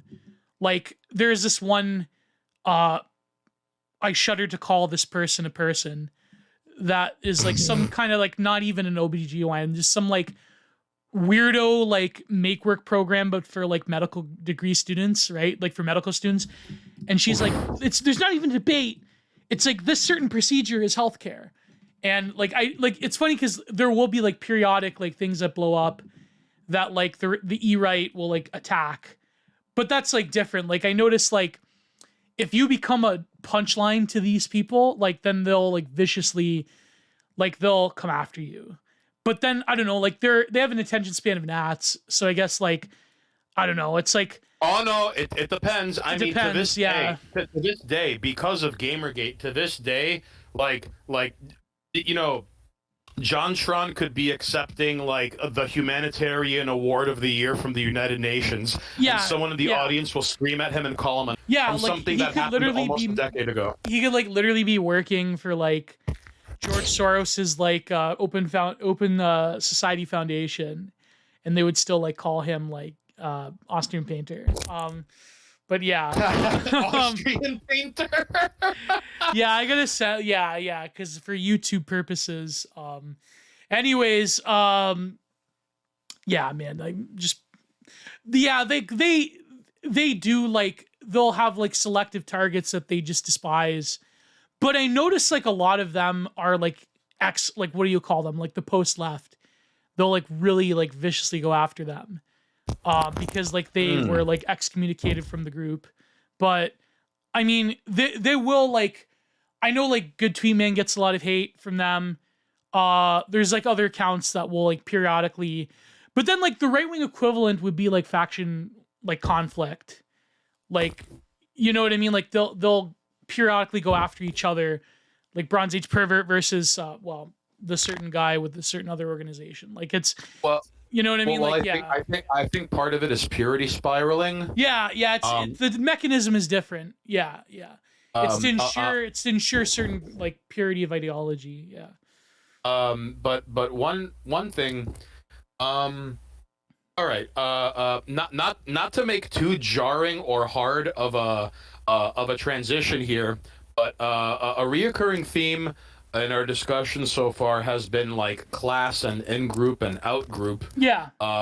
And one thing I'd like to point out is well, I mean, I imagine if any ladies and jerks who are listening to this probably has at the very least like a passing familiarity with what I do. I have to give credit to gentrification and the drastic, horrific changes that come with it, and the populations that put it all into motion. If it wasn't for that, I would not have fostered a grudge that made me start putting stickers up around my city, which honestly, that was the beginning of like even things that were not in the cards for me all started with being fed up and putting up stickers and kind of feeling proud of myself, because it's like, hey, doing something for the most part is better than doing nothing at all. And like, yeah, like, well, I wanted to talk to this because last time we sort of like just like but like we saw the cue cards and we just kind of like politely like shoved them out, like they get dropped after a while. About like because you covered a bit about like what motivated you to start sticker slapping or like sticker bombing or whatever you want to call it, but like what for like because being like part of like in New York was like the genesis of a lot of tagging culture and a lot of like street art and a lot of I mean I won't even say street art because like street art is such like a bourgeois like appropriation. Oh no. I respectfully disagree. If I could run my mouth for just a moment about street art. Go ahead, yeah. All right, so because like I wanted to ask you about street like slapping culture and like tagging culture. But, oh yeah, well, first of all, for as far back as we've had walls, people were writing on them. Oh yeah, right. Yeah, and I you could find examples of like Greek and Roman graffiti, which more or less amounts to like posting on a Mongolian basket weaving forum. Like there are some posts dedicated and etched in history that like they're nothing short of genius. And kind of like a non-posting, think of all the nameless, faceless geniuses who either crafted a meme or wrote a post that is now buried in the foundation. Yeah. Right. So, and just to put a pin on this for a second. Oh wait, my bad. You were saying, dude? No, I was gonna say, imagine the guy that first tweeted. Imagine if, what's the line? The infamous line. If only you knew how bad things really are. Imagine. Yes. Yeah. Yes. and you know what? That guy posted it in 2012. And do you realize how far ahead of the curve? Oh my God. This guy still is. Yeah. It is haunting. All right. So, So just to put a pin on this for 1 second, I would argue that like pamphlets were the original zine, like Thomas Paine circulating common sense in the colonies, like and there are other examples of this, but I will say, like common sense by thought, like Benjamin Franklin. He had a pen name when he wrote pamphlets. Like, it was the dissemination of information outside of the mainstream. Not quite a parallel institution, but like, it was it morphed into Maximum Rock and Roll, and then it became Cars&Women Magazine. But no, zines are a part of this, I would argue, American tradition that, like, broke containment a while ago. So, all right, let me dial it back. All right. So, in the antebellum era, people wrote on boxcars. Yeah. All right. Yeah. And gang graffiti in Los Angeles and New York City dates all the way back to the 20s and 30s. Well, like hobo signs were like an early form of graffiti. Yes, it was an early form of it was a cipher. Yeah, yeah. Like, it was its own. If you had like some woman that was nice to you, but who was a widow in the house, but then she ends up being an axe murderer and she targets homeless people, and she feeds you pie, but then you get an axe in your back. They had a symbol for that.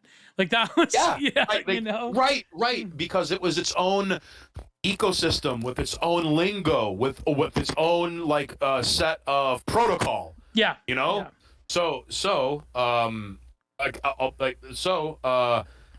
Hell, Kilroy was found in the suburbs of Boston, and it made its way to Europe in World War II. According to legend, there was like a ship inspector for the Navy, and to indicate the ship was good and ready for service, he would scrawl "Kilroy was here," and evidently that was like one of the, like, a proto meme, if you will. So in the late 1960s, this is where things get tricky to document, because according to legend, the first name-based graffiti artist was in Philadelphia, a young man by the name of Cornbread, who scrawled along. In fact, according to the History of American Graffiti by Roger Gassman and Caleb Nealon, I believe, Cornbread in 1967 starts tagging up Philadelphia at, you want to know why? To get the attention of a girl. Of course. So, but around this time, there were two taggers in New York City, Tacky 183 and Julio 207. And they were the first people to start, like wolves pissing to mark their territory. They were the first people in New York City to start leaving their name everywhere. The difference, though, Julio 287, he never tagged outside of Inwood, which is like past Washington Heights, uptown Manhattan, He never tagged outside of Inwood, but on every single block in Inwood, everything in that neighborhood had his name on it. I think there's some like areas that still have his name on it that they've preserved somehow. Yeah. Yep. Yeah. So, but Tacky 183, he was the first guy to break containment, and according to legend, or I don't know if this story is apocryphal or not, but he was working as a courier, and every time he got off the train, he would tag up wherever there was like free space. So 183, like Julio 207, he was from 207th Street, so that was his, like, he's that Julio. Like, remember in Full Metal Jacket, there are many. This is my rifle. There are many others like it, but this one is mine. Yeah. Right. Well, there are many Julios, but that one was him. 207. All right. So Tacky 183 presumably lived on 183rd Street, but because of what he was doing, then you have let's see, if memory serves me correctly, then you had things like Joe 136, Barbara 62, Eel 159, Yank 135, Leo 136. And now you start having people, like, from name-based tagging to, like, now they're making art. Like, they're making murals, they're drawing pictures, they're painting paintings with spray paint. And for the record, all right, I just want to say that graffiti, by definition, is like a defiant and public exhibition. Yes. All right? Yes. I would argue that there's an intrinsic subversion and vanity to an art form that defines itself by writing one's name over and over again on property, which doesn't really translate when it moves into a more sterile setting like a gallery. Right. You know? Right. I think because fine arts is about the standalone object of the art. Oh yeah, right. I got thoughts on fine art and the art world. We could get to that. I wanted to get into that, but you finish your point, then I have some thoughts. So I think people who do street art understand to a degree the inconvenient truth that museums, like the front of them, the facade, will always be seen more than what's inside, and that is one reason why the street artist will write "I love sluts" in front of the Guggenheim or the Metropolitan Museum, knowing there will be more headlines and celebrity gossip and blurbs on the news about some guy who wrote "I love sluts" in front of the museum than the Van Gogh or the Mark Rothko gallery or the Mike Kelly installation. No matter how dope and amazing and innovative those things are, I love sluts. That's what they're gonna, you know what I mean? Yeah. That's that. All right. So, however, I believe that, like, even without formal training, there are things like contrast, composition, negative space, what is put up relative to foreground and background. Right. People with no formal training figure this out, even if they don't know the proper terminology. Yeah. Even like, but they could explain it to themselves, meaning they can explain it to others, and they either figure it out instinctively or by trial and error. Yeah, right? But even like the lingo that they use, like instead of light tones, it's shines. Instead of they use background fill instead of like filling in the paint. Like, unfortunately now, well, fortunately or unfortunately, like depending on your perspective, like there is like art students nowadays that will go out and become taggers. But like, go ahead. Yeah. So from 71 to 75. It goes from scrawling your name to making murals on train cars. And I think that sort of is like a callback to drawing things on boxcars in the antebellum era, where like some of these murals were meant to be seen on a train in motion. Right. You know? So there is a long history. Oh, did I cut you off? Oh, no. Go for it. Tell me.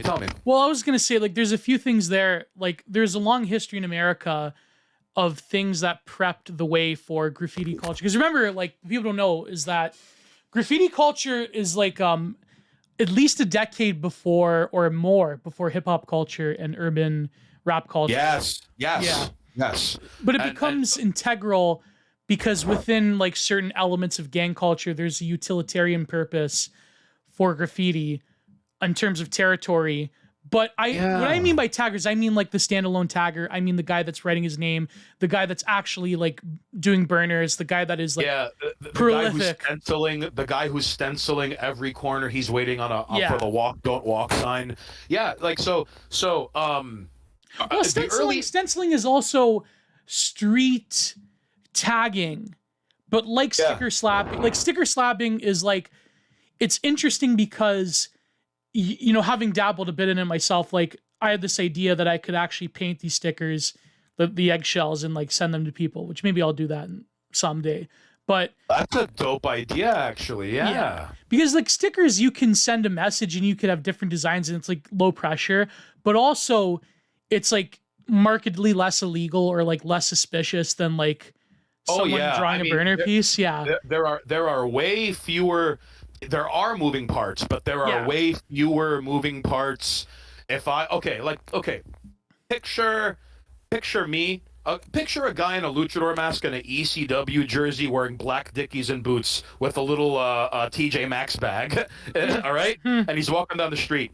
It'll take less time to get on one knee, kneel, okay? Pull out the spray, pull out the glue, pull out the folder, put the glue on the back of a flyer, spray the back of a flyer, and then press it up against the lamppost. Okay, that, while it has moving parts, doesn't stand out as much as put the bag down, pull out the stencil, pull out an N95 mask, pull out gloves, pull out the spray paint, hold it against the lamppost or the floor. Like, I already look like a supervillain to begin with. The luchador mask is not doing me favors. Having to put an N95 over it, no, that's not right. gonna work. Yeah.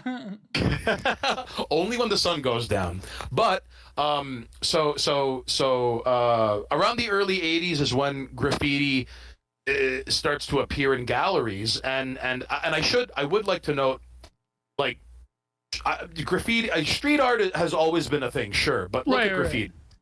Graffiti came from America and it took off elsewhere like rock and roll. Few American art forms have lasted as long. Like, okay, you're an artist. What did abstract expressionism go on for? Like a decade, maybe? Maybe a bit more if you want to include the Northwest School, but like, yeah, probably a decade. All right. Well, graffiti's been going on 50-something years after the fact. Well, even abstraction, I mean, like, there's always like going to be like zombie formalism. Like, there's even like the trans avant-garde, which like brought back like actual painting in Europe in the 80s. But then like, yeah, I get what you mean. Like, yeah, it seems like graffiti is one of like the few art forms, apart from like art world people appropriating it, that can truly be subverted to like capitalist. Gio, thank you. Thank you for saying this, because I would okay. No. Like we I'm a graffiti respecter. I'm very we agreed on getting talking points in order, and like this is important to me, because it's something I want to do for the rest of my life. And if I could find, even if I take a pay cut and I do this for 12 hours a day and I only stop to eat lunch and go to the post office, I'll be the happiest person I know. But like, you have spent a lifetime as an artist. I put up stickers and screen printed shirts in 2015, and that's when I started, but it never occurred to me I could make money off it. So I make shirts for my friends, and it's not until I'm on Twitter in 2020 that it finally occurs to me I can make money off this thing, you know? So right. That being said, and maybe I'm biased because like you are a formally educated artist. Well, no. I'm a self-taught artist. I'm formally educated, but I didn't go to art school. What did you go to grad school for? You don't know this? I don't know deep geo lore. I wanted to go. I was thinking of going to art school, but I went to I have an MA in Phil and I have an MA in political science. Really? So that's why you're good with the talking vernacular and the making of sense when you post the words online. Well, it's because I like went to a pretty unique university here in Canada that offered a poli that had when I went to poli sci, I had a guy who was American who was went to UC Berkeley, and he was like straight up postmodernist, and like that was when I mostly focused on Michel Foucault. But before that, when I went to my philosophy grad, it's like, unfortunately the philosophy department's dead because they basically gutted it and they put it with like classics, and it's not the same. But we were like one of the only universities in Canada to offer a full scholarship, like in terms of the master's program, to offer a full master's in either continental philosophy or Eastern philosophy, because my university was around the escarpment. It was basically started by like hippies that couldn't get jobs anywhere and like an actual legit Tibetan monk. And yeah. So we like my university, and I'm of course doxing it. I might as well just say it. I went to Brock University, and we have like a long tradition of like, that like the philosophy department has a long tradition of doing like very weirdo stuff and like taking people who normally like wouldn't fit in a class, like a current philosophy department nowadays, because all the exciting stuff, like all of like the concepts, like even if you wanted to like write a paper on graffiti culture, you have to go to like a studies program or a sociology based program or a lit department. Like those, like all of the like exciting new concepts, or like what people think is like the cutting edge of like contemporary philosophy, like people that read urbanomic books or people that read like, you know, journals that are online, like you have to go to sociology departments or literary departments, because North American philosophy departments, they're dying. and they're all like analytic stuff. It's terrible. It's terrible. Or like maybe like they'll have some kind of classic stuff, but like it's just it's abysmal. But I was fortunate to go to like a unique one, so I have more of an acquaintance with like critical theory and like philosophy. Well then excuse my ignorance. I mean, look. But I might like one day I'll like maybe go to an atelier, or maybe I'll go to my friend Paul Talk in France, and maybe I'll study under him. But no, that'll be terrible. But yeah, go ahead. Because I only say this because like like I don't look. And like, I don't claim to be a super informed, cultured guy with most things, really. Like, but I'm pretty good at paying attention. All right, and I really don't know of any things I can immediately compare your stuff to. Like, it is a thing unique unto itself. Well, so, like I have like certain proclivities. Like there's certain artists that I'm definitely influenced by, whether it's like Mark Tobey or Edvard Munch or. Which is kind of funny. Like, it's funny. Like, speaking of Paul Talk, he said this to me. Paul Rhodes. He said, like, it's funny how you're Mediterranean, but artistically you have the soul of a Northman, because a lot of your painting comes from like Munch, all German expressionists. It's like that's like very like not typical for a lot of the art of my people, which is yeah, that makes sense. Yeah. Oh, so you're spiritually a dirty northerner. That's what you are. Yeah. Well, even like in North America, like I'm more towards like tonalism than I am like even impressionism. But like yeah. So it's weird. I'm a weirdo in that regard. No, but I mean, I like. All right. So, okay. You're listen. You're one of the few people I'd be willing to call an artist without hesitation. Where because like other than you and my friend Deadline, I really don't know other people who like. First of all, don't have art. They're lacking in the merit department, let alone in the skill department. All right. But like, all right. So the reason I say this is because like as an artist, I would like for you to tell me what you think about the following, because I honest to God, like, showed up with prepared statements. I wish I was kidding, okay? Hear me out, all right? So, Gio, I ask you this, or I would like your thoughts on this. The great fight is that the established art world keep their hold on things, because once it falls into the hands of like the crowd, the masses, it removes a lot of the illusion by making the public realize that the ability to make art is inherent within most, if not all of us, to varying degrees. To an extent. But I'm more of an elitist in this regard, but like... But oh no, I don't blame you. One of the biggest mistakes humanity ever made is letting anyone read a book. I know, unironically. So the idea that anyone is capable of art destroys the idea of art for commerce, which is no good for business. There's always a great coming together of a commerce establishment, which is what the art world is, to protect their own. So take the graffiti artists of the late 70s and the early 80s. There were countless ones, all right? But only Scharf, Haring, and Basquiat were taken from this sea of artists and then elevated to a point. Yeah. There was something particularly special about these three guys out of countless, all right? So then the art establishment elevated them as fast as possible to make them aesthetically unavailable to a low art market. Right. Now, the established art world then extends its parameters to capture a new thing and elevate it from low art to high art, successfully enough to increase the commerce proposition that goes along with it, to raise its value, and especially to co-sign the idea of art to a particular domain. I would say street art, it happened again, but with like Bansky, Ron English, Kenny Scharf, Shepard Fairey, and Robert Canal. Like, who was the guy that did Obey? What's his name? Thing. Who? The guy that did Obey. Shepard Fairey. Yeah. He. In fact, just one last thing. Okay. So, there's an episode of The Simpsons called Exit Through the Quickie Mart, which is like a play on Exit Through the Gift Shop, and the whole thing is like, Bart is punished by Homer because the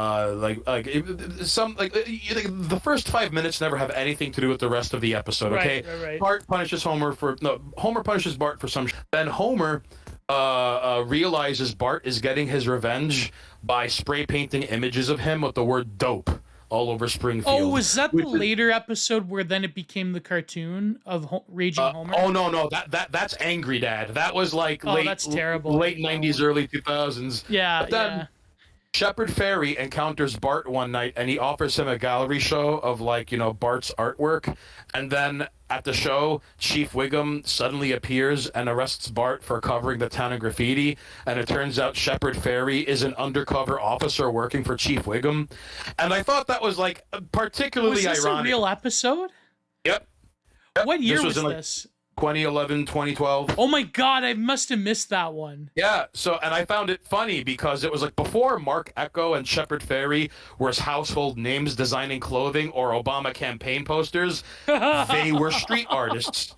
I wish, right? Isn't that, yeah? Or the guy who does the dolls with the X eyes, what are they called? Can't believe I forget his name. The dolls, I'm a dum-dum. I don't know. I'm you know those dolls with the X's for eyes? What are they called? I know of them. I don't know who does. He was a street artist, I believe. Oh God, what's his name? I can't believe I forget. But yeah, so basically Shepard Fairey is a Fed in this one. Yep. He's the reason Bart gets caught, which I found because he went from and granted, you have to consider spamming cities across America. Yeah. Imagine cause. I meant cause. Yeah, cause. Oh yeah. Imagine imagine waking up one morning and an entire chunk of your city has just been spammed with stencils of Andre the Giant with the word obey underneath him. and then on every other block there are all these stickers that say something like Andre the Giant has a posse, and it's his stats, his height and his weight. Imagine waking up and half your city is covered in all of this.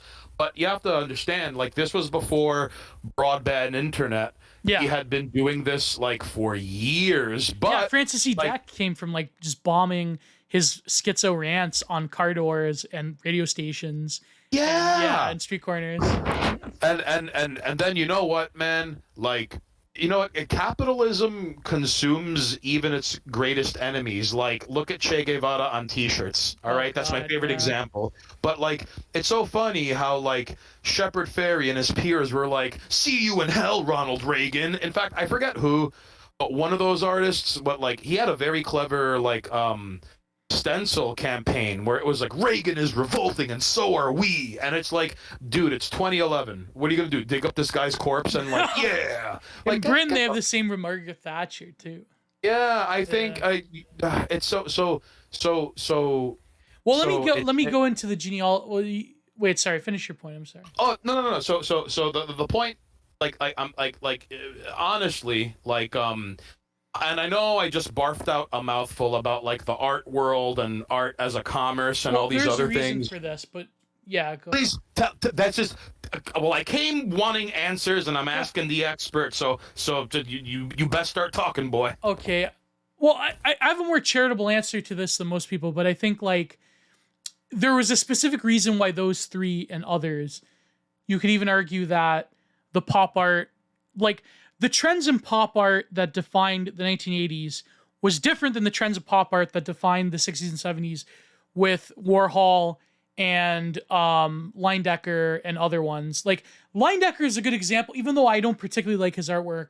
You could tell that the consciousness of his particular cartoonish style still lives on today, and that sort of American illustration taking from the 50s and the 60s.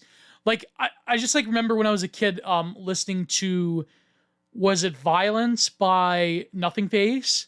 And for those of you who don't know, if you want to a more obscure new metal band, Nothing Face is literally the sound of late 90s, early 2000s America, in my opinion. It's like, imagine American Beauty, but like in audio form, but like as a metal band. Like, anyways, and they had like the cover with the Line Decker woman on it. No, so here's the thing with graffiti, is that there's a genealogy and there's a phenomenology there to it. So, but what do I mean by that? So let's take the first one, the geology of it.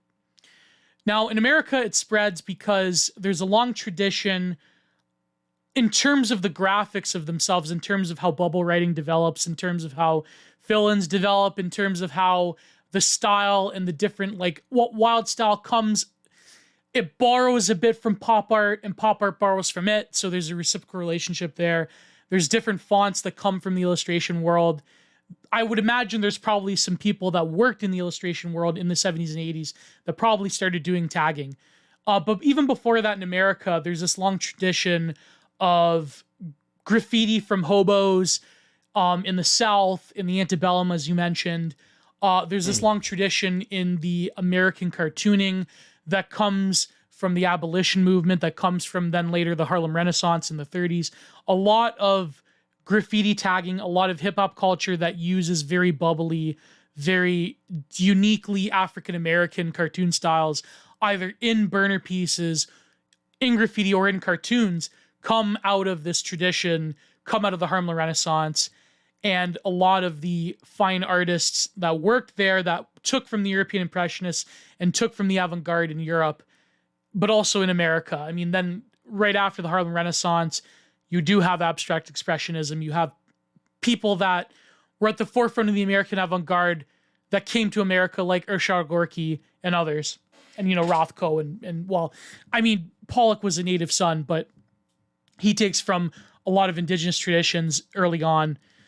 But in the Harlem Renaissance, you have this birth of the cartooning, you have the Samizdat, you have agitation, and so the history of Samizdat and pamphleting is very old, and of course, zine culture is mixed up with graffiti culture, as we know. Mm-hmm. They operate on the same level. They operate on the same, like, DIY, tagging, bombing, like, get as much out of there as possible, because the parameters, the actual content of pamphleting, and I would even say pamphleting in terms of sticker tagging as well, because this is, of course, where throwing up and bombing and sticker tagging comes from, because the sort of treatises of various political groups in America use this as a technique of putting posters in the public square.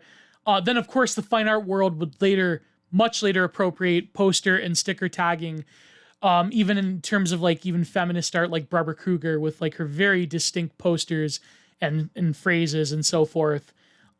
So then you have because the parameters of pamphleting it has a very unique relationship to information.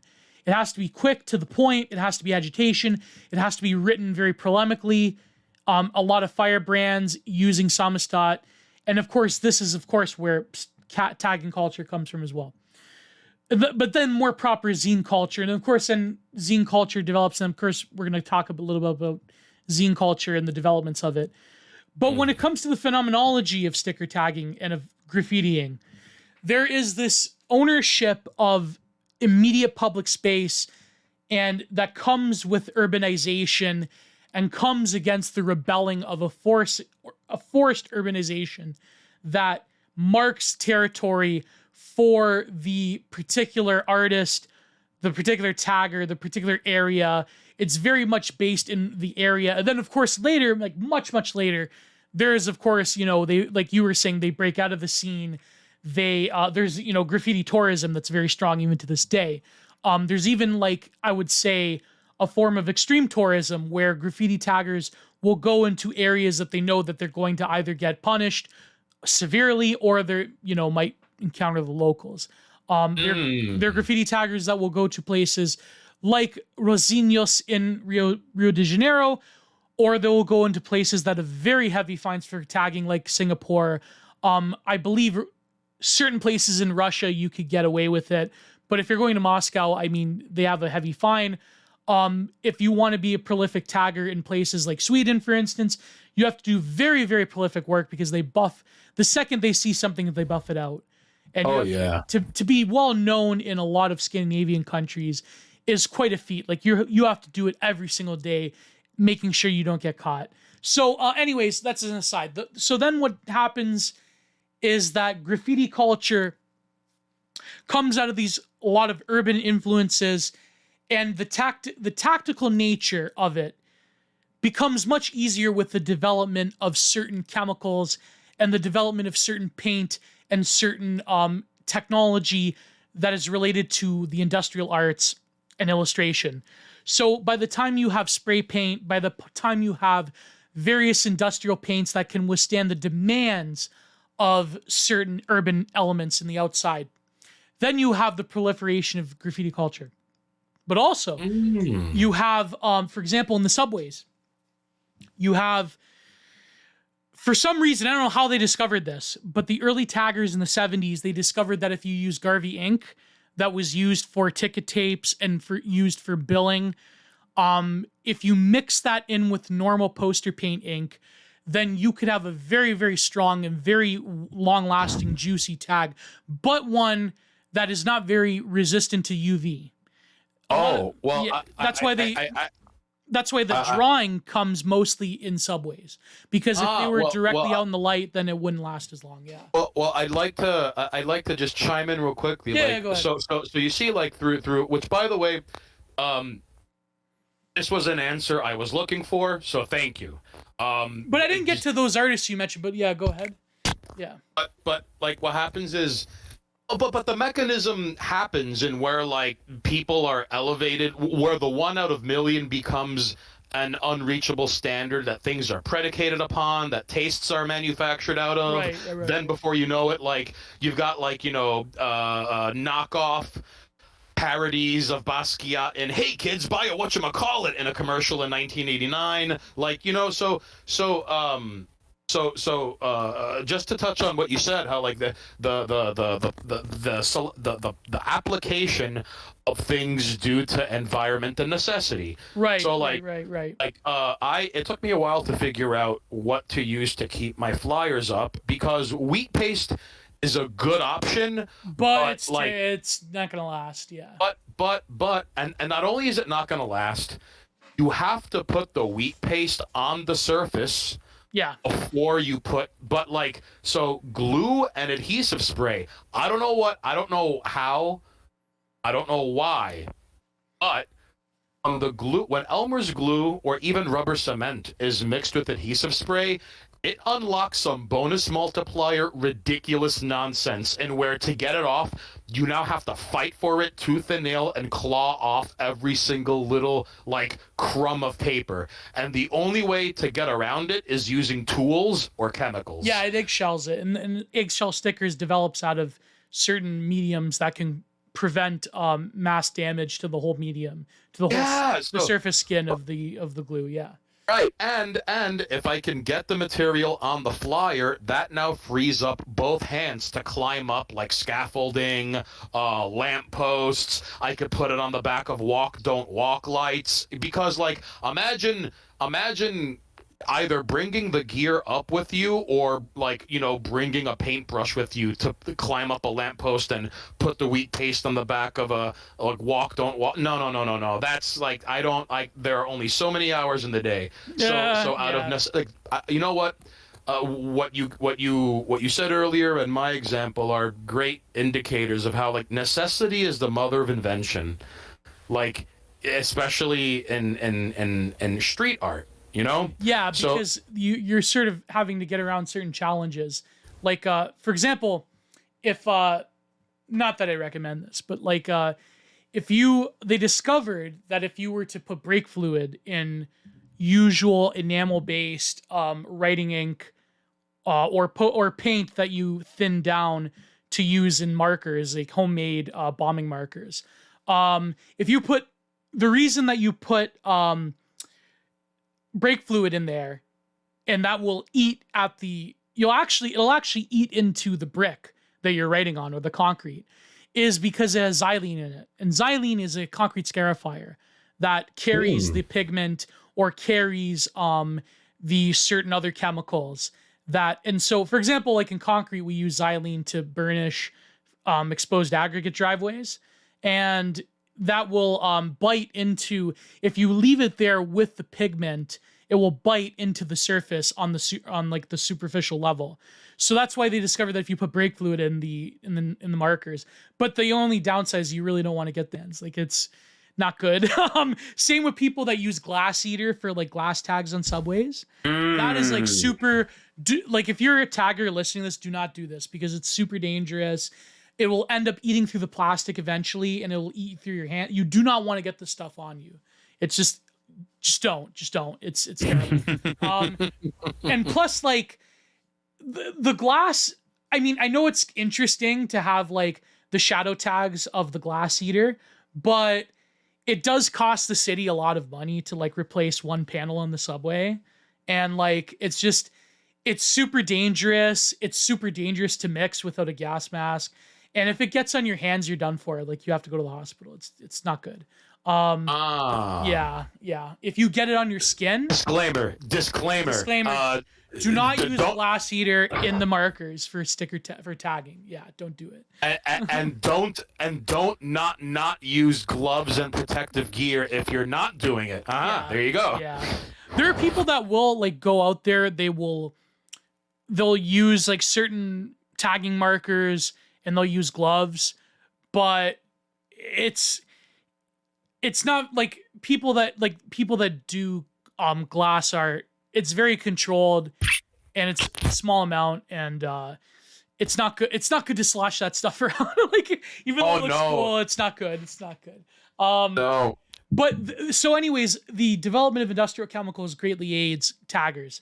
And when it comes to spray paint, it used to be that the really what helped a lot of taggers was, I don't know if this is interesting to people.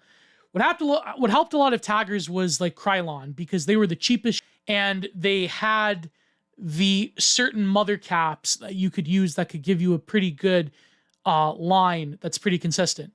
But recently, Krylon basically cut their major market to like combat vandalism, and they changed it to, I believe, what they call male heads, and doesn't give you a consistent flow for tagging. So they basically cut their market. But Krylon was a big aid to like poor kids in the urban centers because it didn't cost as much as like the other companies. Like they have some stuff now that's like super ridiculously expensive, like loop writing tools.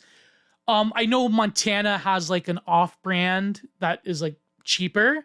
But yeah, it's funny you mentioned this because like Krylon was like almost synonymous with like I mean, if you had something other than Krylon, it was like, whoa, big spender. Like, where are you coming from? Yeah. The Ritz Carlton? Like, what do you mean you don't have Krylon? So I always thought that was funny how like okay, like, obviously a Philly blunt, and I'm certain like the Philly cigar company knows exactly why everyone in the hood buys their cigars. All right. So I always found it funny how like even a rich kid in the Hamptons or Beverly Hills or Chevy Chase would like if he were to get involved in it, he was forced to find like the cheapest, nastiest shit. You know what I mean? Yeah.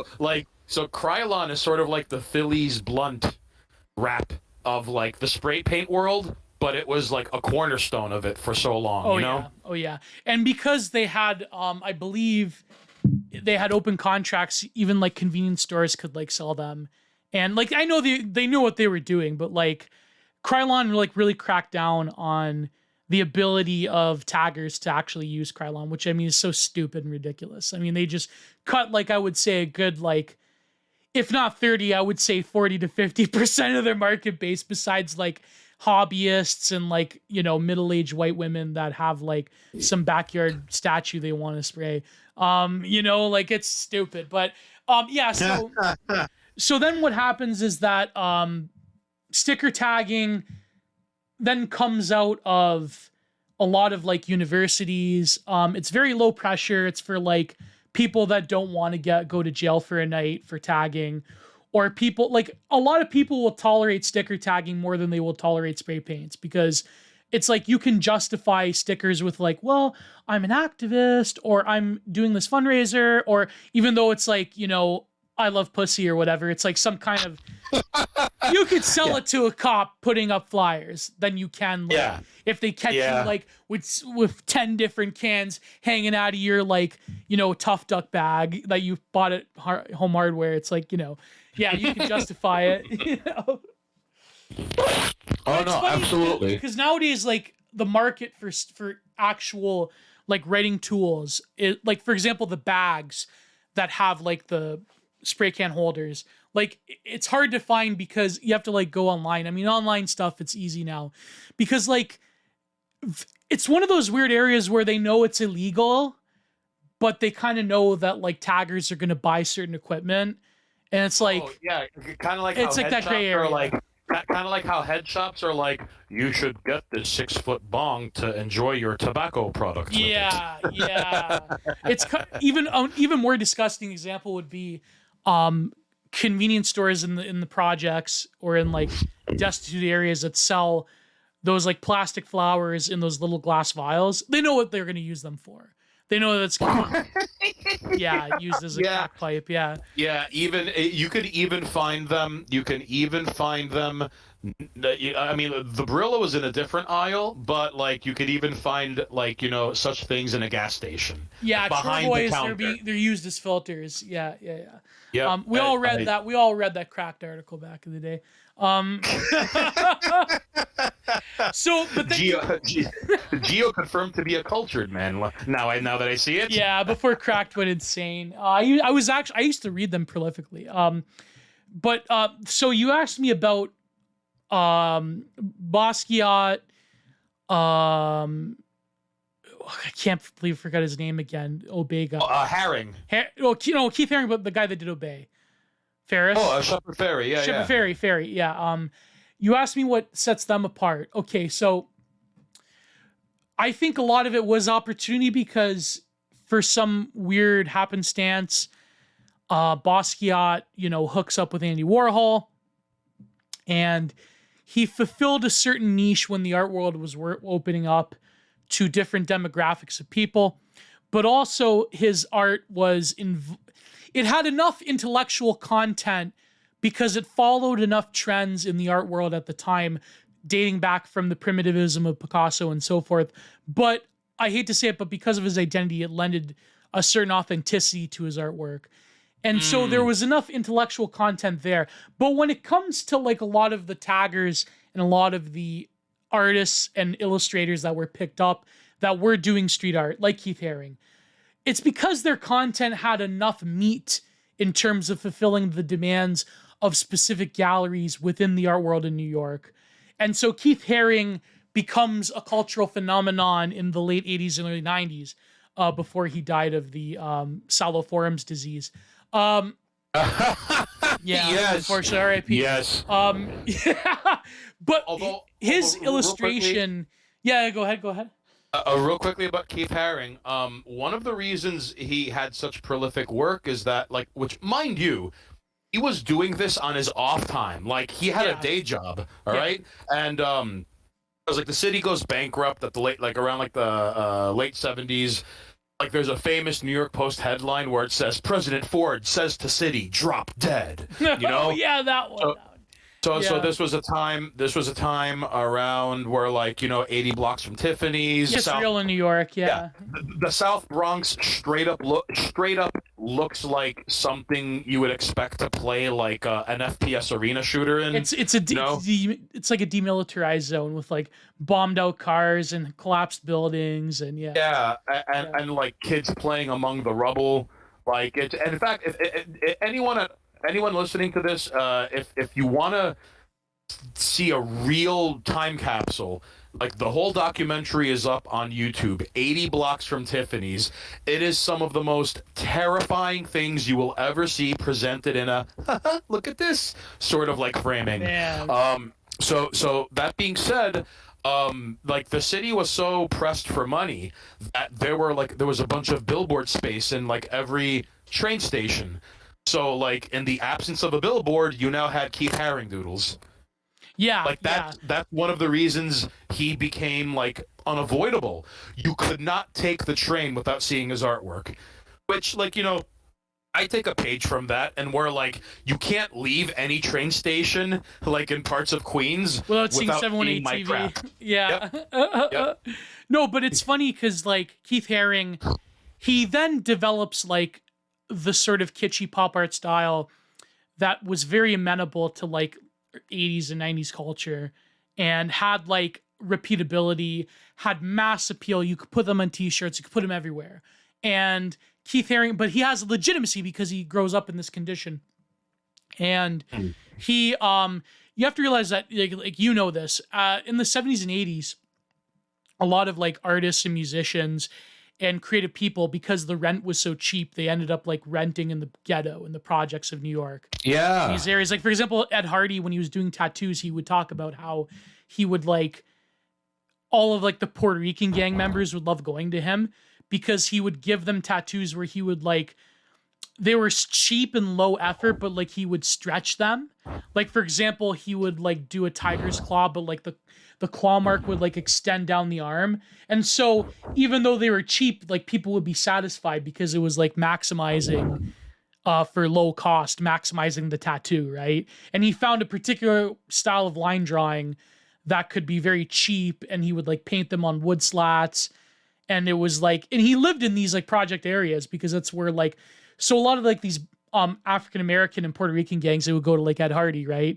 And same with these artists, like same with a lot of these graffiti artists and a lot of like even fine artists, they would like rent studio spaces and like the absolute most like abominable, like rat infested conditions. Yeah. In fact, like, you know, I if I bought this up the last time I recorded, I don't want to repeat myself, but it should be noted that like, like to build on what you're saying, believe it or not, you know, ladies and jerks listening at home, LGBTQ people and people who weren't white used to get discriminated for housing regularly. That was like, in fact, like that was you were expected. Based. I'm kidding. I'm only kidding. Right. I'm liberal. Like Bap says. I'm kidding. I'm liberal. I'm liberal. Yeah, go ahead. So, base department line 3. Base department line 3. You mean housing development can be racist? I mean, you mean people who have authority cannot act in the interest of the public they serve? So starving artists and LGBT those people, colors are just those fall leaves are just as brown as the guys I don't let into my cab. Oh my God! You know what? I the love only how... good Family Guy joke, by the way, the only good one. I love racist Italian cab driver in 80s New York. They're to see the changing of the seasons. That's so. And honestly, like that's I don't. I'll avoid the remember when Family Guy was good argument. I won't even get into that. But hear me out. All right. Yeah. So, starving artists and LGBT people, they realize it or not, they are the first indicators for real estate developers to kind of keep tabs on like what neighborhoods are like pre up and coming. Okay, because with the starving artists and the LGBT people move in, like, so take like believe it or not, take Williamsburg. Okay, back in the day, if you were in Manhattan after a certain hour and you flag down a taxi and they're like, you know, where to? And you go, I'm going to Williamsburg. They're like, you need to find another cab then. Like, I'm not going there. I have a distinct memory of Williamsburg in the 1997. I went to go see a friend of the family, and Williamsburg was like a weird Gaza Strip of like Bloods, Crips, and Hasidic. And like empty lots, like industrial warehouse stuff, and it was the only time. First of all, like it was my only frame of reference were like hip hop videos. So to see like 17 dudes wearing near identical clothing standing on every couple of corners, like that's like and it's the only time my brother ever held my hand and looked me in the eye and said, "Don't make eye contact with anyone and don't say anything." Oh God! Like Williamsburg was like it's so weird how hipsters invaded in like the 2010s. Yeah, dude, places places that in my childhood were synonymous with murder ended up becoming. Oh, I'm all right. So then in Williamsburg, like like I remember, like I dated a girl who was an artist. Like she went to Cooper Union and like she was a sculptor and did like She was an art painting hoe. and found out art Oh, and all these things. So like so you dated an art hoe. she was more of an art wench, but if you want to split hairs Oh about it, boy. sure, an art Well, hoe. she was pretty good in the bedroom though. She had some kind of personality disorder, No, probably. although you know what, you know that Sam Hyde bit where like people who go to art school, they're all the most talented kids from their high school, so Yeah. they have this inflated sense of like, yeah, she like. It Oh. wasn't until she moved to New York City that she realized, no, there are like 9,000 copies of you with varying like ranges of like, haircut and equally bad taste Drinking in Yog music and film. Carb. Yeah. Yep.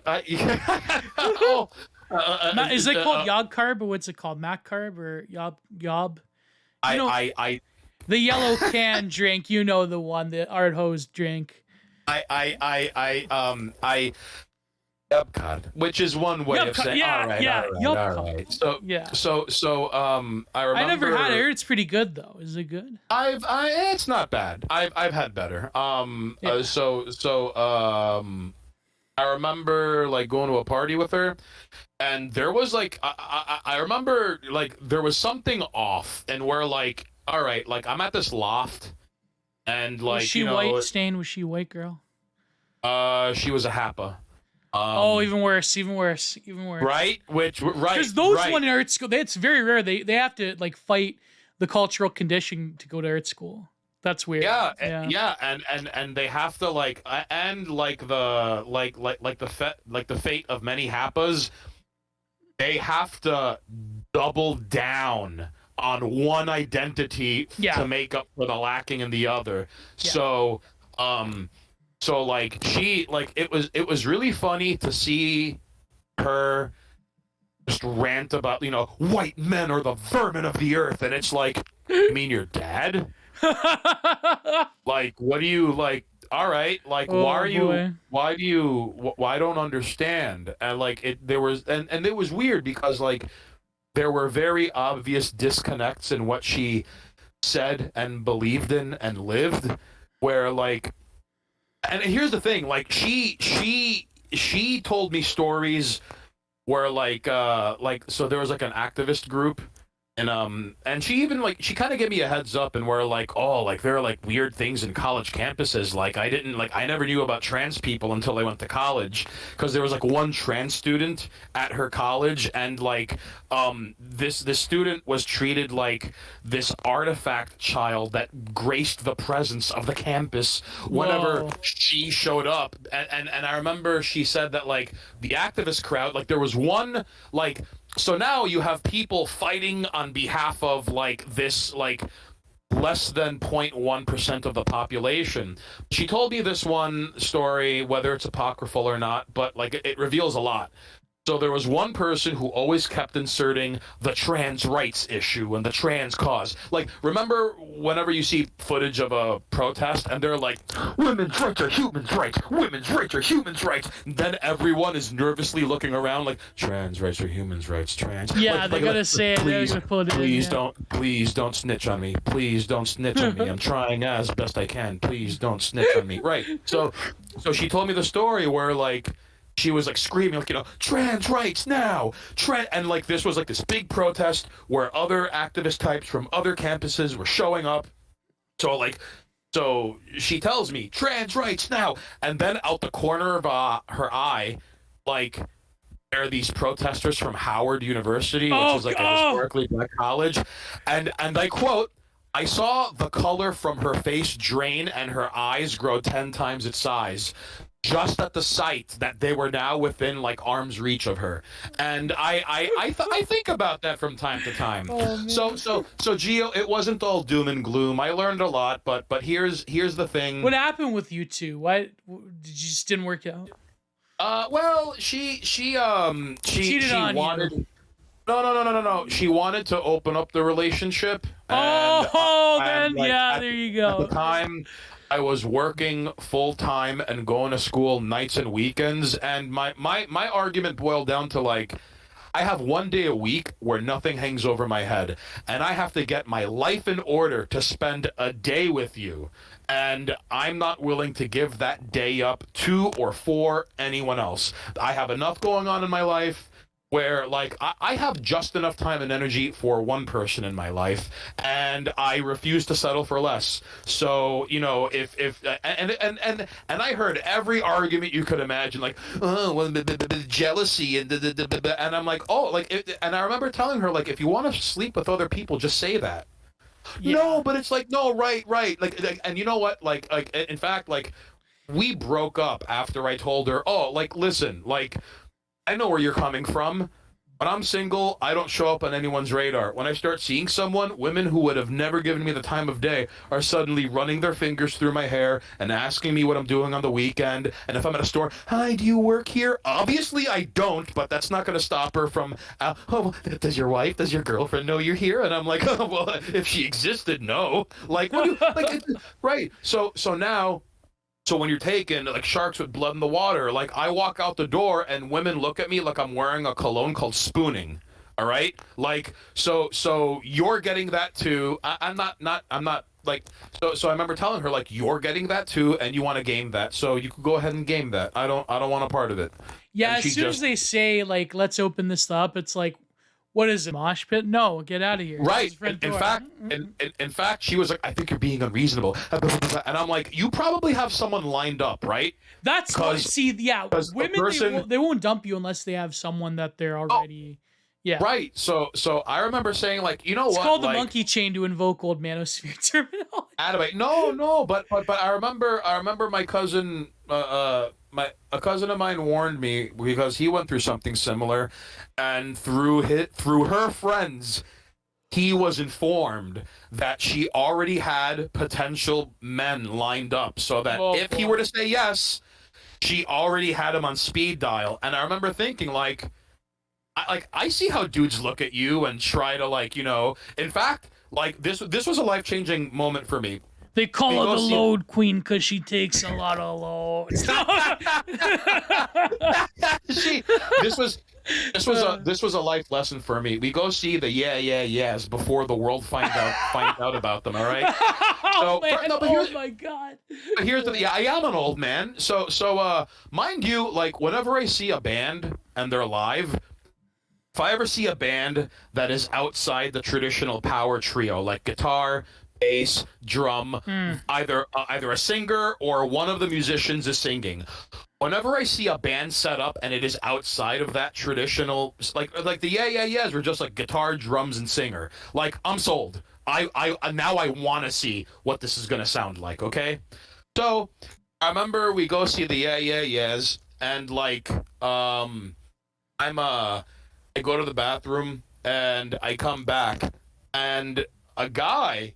Like, he tries to make a move, and he's like, hey, can I buy... I remember he was like, hey, you come here often? And I overhear her say, like, no, not really. I'm here with my boyfriend for the first time. And he goes, cool, can I buy you a drink? And it's like, that did not stop him at all. Whoa. That did not... And that's when I realized, like...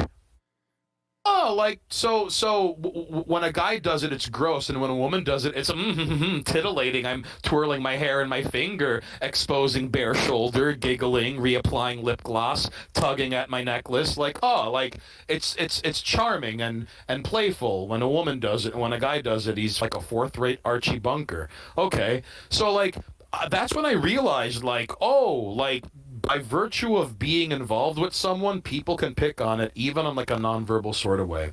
So, anyways, it didn't work out because if you don't have a girl that immediately like tells the guy to like for whatever, like just then it's like it's not a good sign. Yeah. So the reason I bring this up is because like we're at this party. And what year was this? I would say 2004 maybe. Holy crap. So like we're at this party at this loft, and like it was weird because I immediately noticed that like, okay, that guy is a starving artist. Like every stereotype, like worn out clothing, unkept hair, poor posture, but he's discussing art theory, and he's talking to like his counterpart who like obviously gets sunlight, carefully manicured like outfit with a not too ironic t-shirt, and like so the second wave of gentrification, like the trust fund kids, the rich foreign nationals, they LARP as the starving artists and sometimes are indistinguishable from them. Right. And then all right, but the point is like, but in this process, like the aesthetics, even down to the lingo of everything that was happening at the ground floor, ends up becoming like co-opted, Yeah, this great machine. Like if you were there like that early at a Ya Ya Ya's concert in 2004 in New York, I mean, to later on see like those early like proto like hipsters, like the proliferation of it, and you're there at the ground floor, then you could like I guess see like where it's going. Like you could see like this trend is taking off, which I mean is very similar to the art world as well. I mean, there's always I will admit, like it did. I mean, that's sort of where like the main gripe and axe that I began to grind is how like, all right, like I started seeing beloved establishments, not just in Queens, but even here in Astoria, in my own backyard. Like, so there's this like, there used to be this cafe called Athens Cafe, and it was like a cultural like mainstay of sorts, where like it was almost as if like the cafe of which all other Greek cafes were the cloth of which they were cut from. All right. And people from all over Astoria would come there because like, number one, like they had Greek pastries made by someone's yaya in the back, and like it was handmade and delicious. And number two, in typical Greek fashion, like the owners had no problem bringing the TVs and setting them up outside so all the old timers can talk, chain smoke, drink coffee, catcall women that walk by, and like watch the Greek news and soccer and whatever. So that ended up becoming, after being open for 30-something years, it ends up becoming an artisanal chicken and biscuit spot that doesn't last 6 months. Like, so there were many such cases, and with gentrification comes real estate development minus community development. That's gentrification. Right. And with it comes like a certain population and certain changes, and it was upsetting. It was upsetting, and but the thing I'm is, still yeah, but the problem is like the logic of it is like, given the parameters of like what we consider in like whatever you want to call it, neoliberal epoch or whatever, like the logic of it is quote unquote sound if you view life through the integers of like efficiency and like, well, this kind of like artsy shop, artisanal, whatever, can go up and like it can attract a different like taxpayer base that have money, and it's good, it's development, it's cleaner, it's like all the markers of like bourgeois efficiency is there in gentrification. And like, what are the other options? Like, because the other option is to like just totally ignore these places and to like let them, what I think is like what's going to happen in New York now. I could be wrong, which is like, let them become total again. Oh so, yeah, I mean we're re-entering the late 70s, early 80s all over again, because we're already seeing like white flight, rising crime, drugs as if someone wants it to be there, and high-end blight. It's kind of ridiculous. So to build on this, the first design I ever came up with was Daddy's Money. That became the culminating, all-encompassing thing, which drove me up the wall. Yeah, you talked about that. Yeah. Down my gears, right. So with this, and I know I had touched on screen printing shirts, but eventually, I end up on Twitter and I'm posting it's so weird, the things that like run laps in our head, and it's not until an aha or a eureka moment where like I put up stickers before, And it wasn't until like I finally had all the time I wanted because my job became an email job. So now, like, as if like all right. So there's a Simpsons gag where like Homer's eating peanuts and then like he drops a peanut and it falls under the couch and he's like, "Aw, $20," and his brain goes, "Wait, with $20 you can buy many peanuts." Explain. And like his brain actually walks him through the right. It was like that. Or I'm like, wait a second. And like, imagine me looking at like, a printer and then looking at my stickers and then looking at the printer and then looking at the images on my monitor. And then I do like 4 more back and forths. And I'm like, wait a second. Yeah. Cut to me at Staples thinking I'm the smartest man on earth. I start taking pictures of flyers I'm putting up, and now I'm using all these designs and logos I've been kicking around my head for like years. And it wasn't until people are like, "How much for that on a shirt? How much for that on a hoodie?" And and so that's how the flyer to shirt pipeline happened. They're easily interchangeable. Any design that you have. Yeah, yes, thank you. And I'll admit there are some images that I can't put on a shirt because they can't be monochromed. And I'm sure like if I like, used a drop shipping or like I had a laser printer, that might be possible. Yeah. But flyers and shirts open doors for me. To kind of circle it back to zines, I would like to tell you the story of how Cars&Women Magazine like even happened. Right. It's all right. So I don't know how familiar you are with Sam Hyde and Hyde Wars. Oh, I yeah. I don't know like if the audience is familiar with them. Oh, very familiar. Okay, well, there's Hyde Wars episode 17. The guest was Dr. Don Jolly, as a matter of fact. That's hey, right. How that about was one that of my for a favorite callback? episodes, man. Right? I love that one.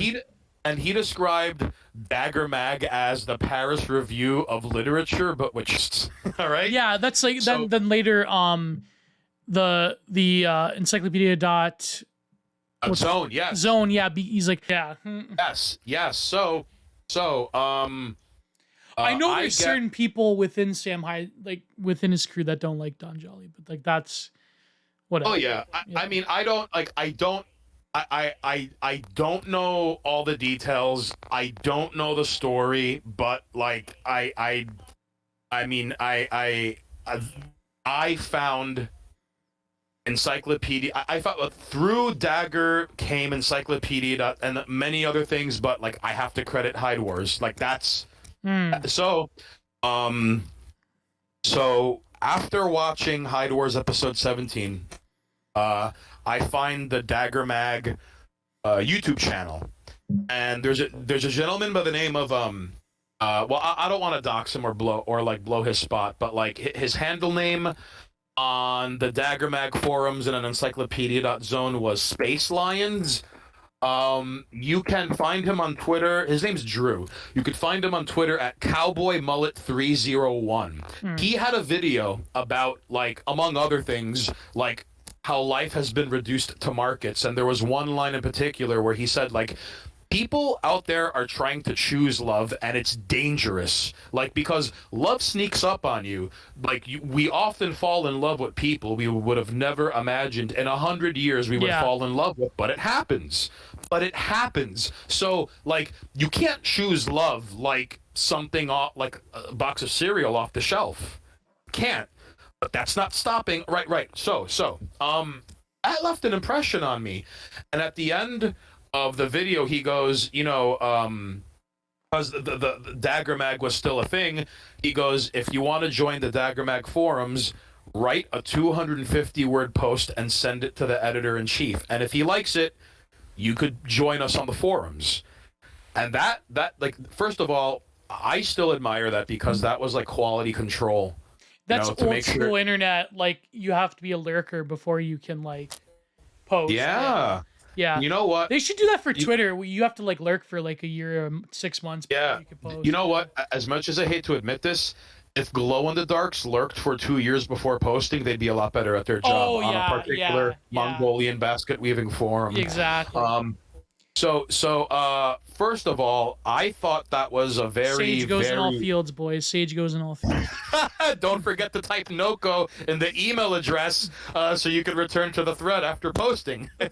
So, I thought that was, really sharp, and I hammer out 250 words. He greenlights it. Now, I joined the Dagger Mag forums at the tail end of its run, because when issue 4 went to print, Artist and Don Jolly, like, they didn't see eye to eye on something, and then it was sold off to 2 jerk-offs in Hawaii, and then Don Jolly, who had been he had someone like from the ground up, JavaScript, old school, built encyclopedia.zone from scratch. Right. Then we migrate there, and on the forums of encyclopedia.zone is where Super Predator happens. And I to this day, I don't know if it was meant to be a one-off thing, or if Super Predator kept moving because there was like an unexpected amount of like feedback and support and like submissions that there was never any send us your submissions. People just started sending us, and it almost felt like an obligation to take the best of it and run with it for issue 2, right. and the Capitol Hill update. So, all right. I've been saying and writing what I've been saying and writing for the most part my waking adult life since I got out of high school. It has alienated me from some people. It is like, it's ended a few friendships. Because I don't. But why? Do they think you're like a right-wing monster, or like what? All right. Like, here's one example. I went to a dinner party, and it was hosted by a Hotep couple. And when the guy found out I was half Greek, he was like, "The Greeks stole from Africa," and blah blah blah blah blah blah. Whoa! And I'm like, all right. And I'm like, you know what? Like, even before 9/11, Mary Lefkowitz wrote a book called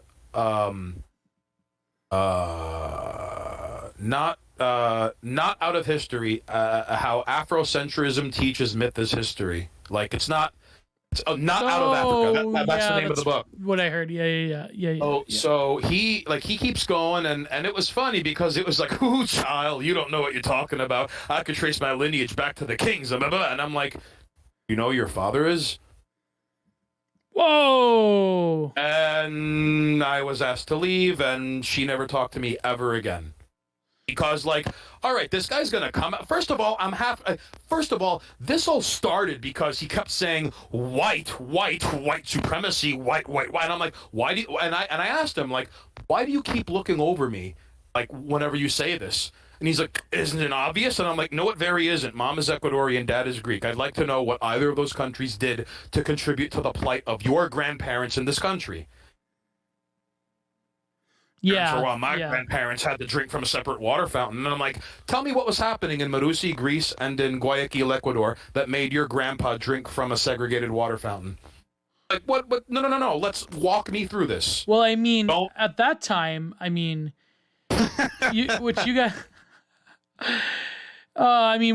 happened with you guys and the Turks? I mean, that's...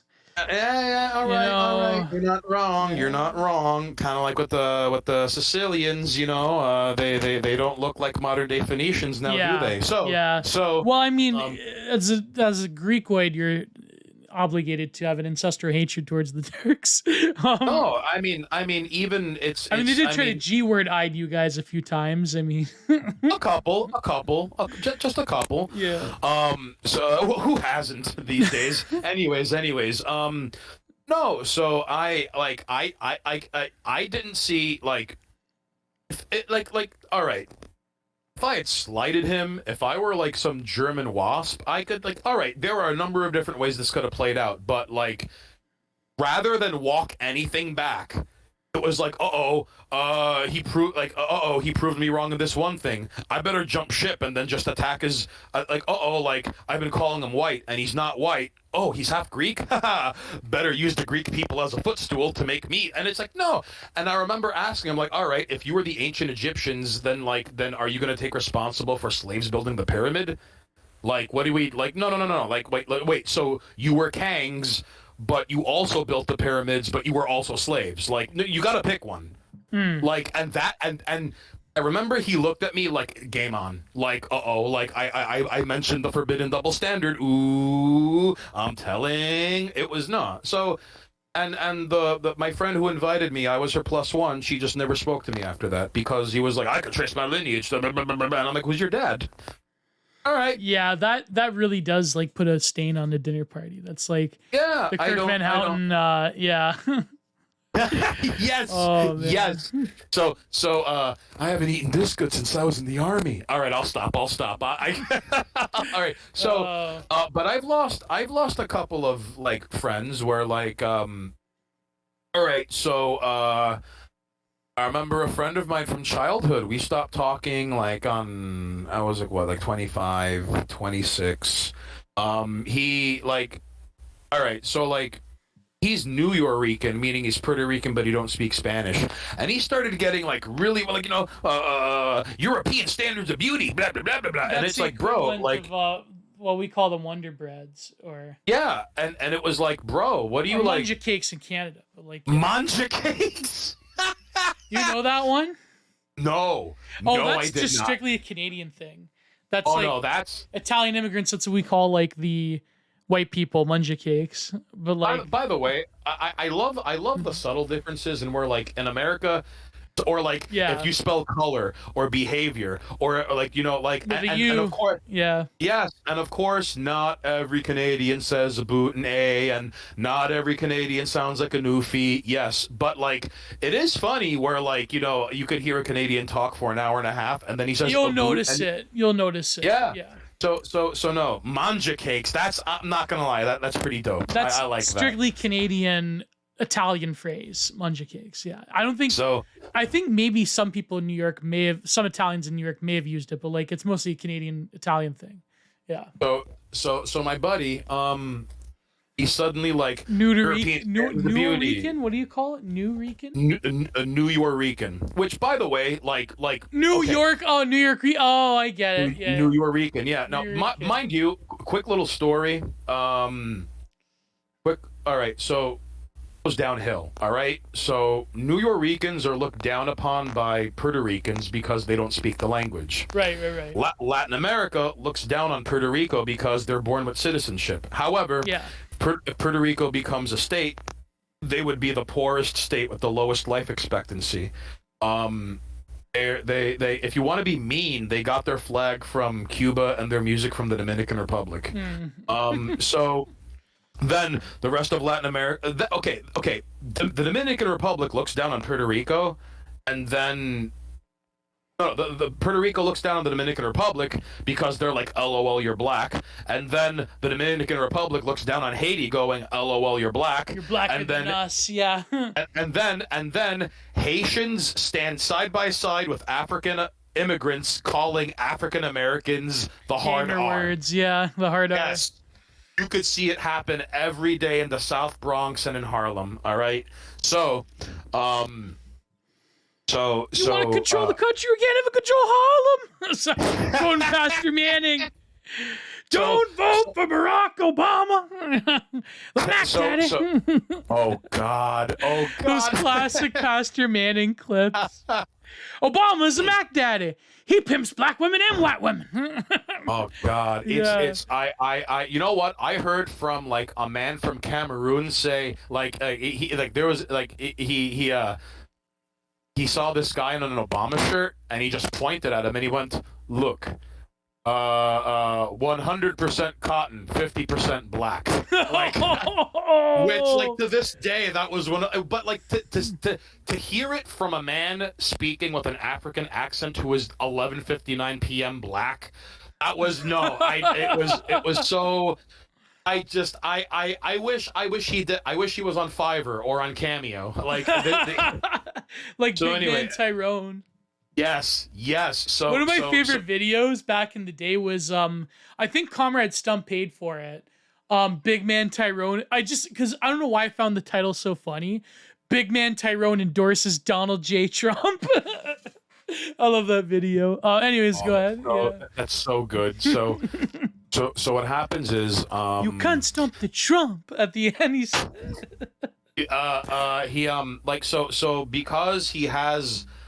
because he lacked a central core identity, it's kind of weird because like he was kind of ahead of the curve. I know there's like a It's Always Sunny in Philadelphia joke where like Mac goes to rallies to pick up chicks. Oh, you know, God, but like, you know, right. So like he would go to rallies just to pick up chicks because and I quote, "Where the white women at?" All right.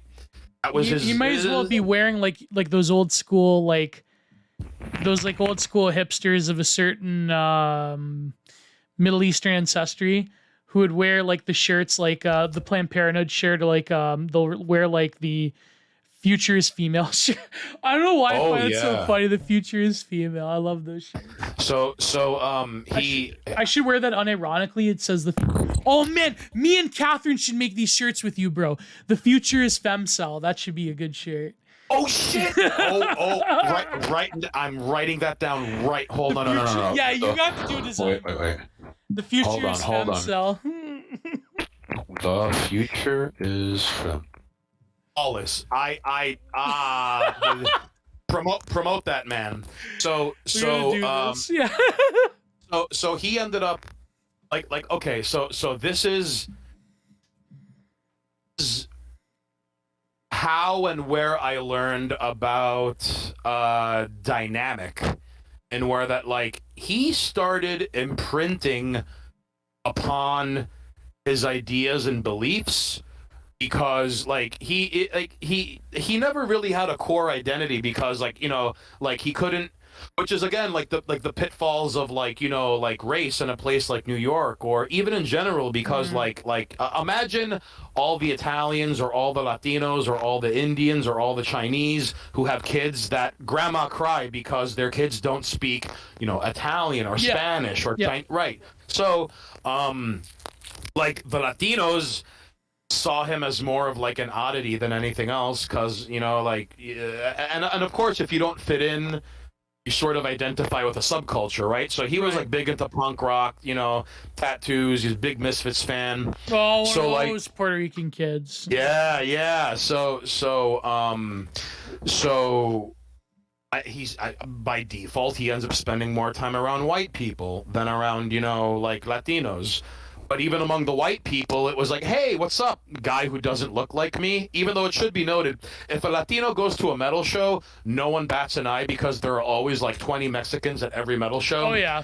And I mean that like unironically. Like there's always like one Mexican who looks like Chewbacca in the fucking mosh pit. All right.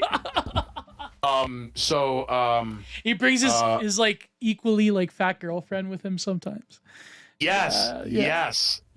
So one of the best shows I've ever been to was or rather, like, it wasn't one of the best shows, but like it was one of the best experiences, was when I went to see, I like waited months and months, because this is when Tom Araya had back surgery. I saw Megadeth and Testament was the opener, but Megadeth and Slayer. And it was like one of those. Oh, dude, that must have been such an incredible show. Yeah, it was great. But like, I remember I was right next to, it was in the Molson Amphitheater, and it was I was right next to this like older, like I'm talking like 50s, like 40s, 50s, like portly black guy with like a jean shirt and jeans. He basically looked like he could be a plumber or like a school janitor. And like, because he was so much of an oddity, like all the kids were like crowding around him and stuff. And like, I shook his hand. I'm like, man, it's great. And he was like, yeah, I've been listening to Slayer since the 80s. I'm like, oh man. He had pop bottle glasses and everything. Like, the guy looked like he could be a school janitor. So that's incredible. Yeah, man. And, although like it is like, you know, like And you know, like before Afropunk was a festival, it was a documentary, all right? And like and I've seen it. I'm sure you probably have seen it, but like it's always a little discomforting where like you're at a metal show and a black guy shows up and everyone cranes their neck. Yeah. And everyone like, which is weird because like if you see an Asian guy or especially like an Asian girl goes to a metal show, no one bats an eye. In fact, everyone assumes like, well, where's her boyfriend? Why else would she be here? You know?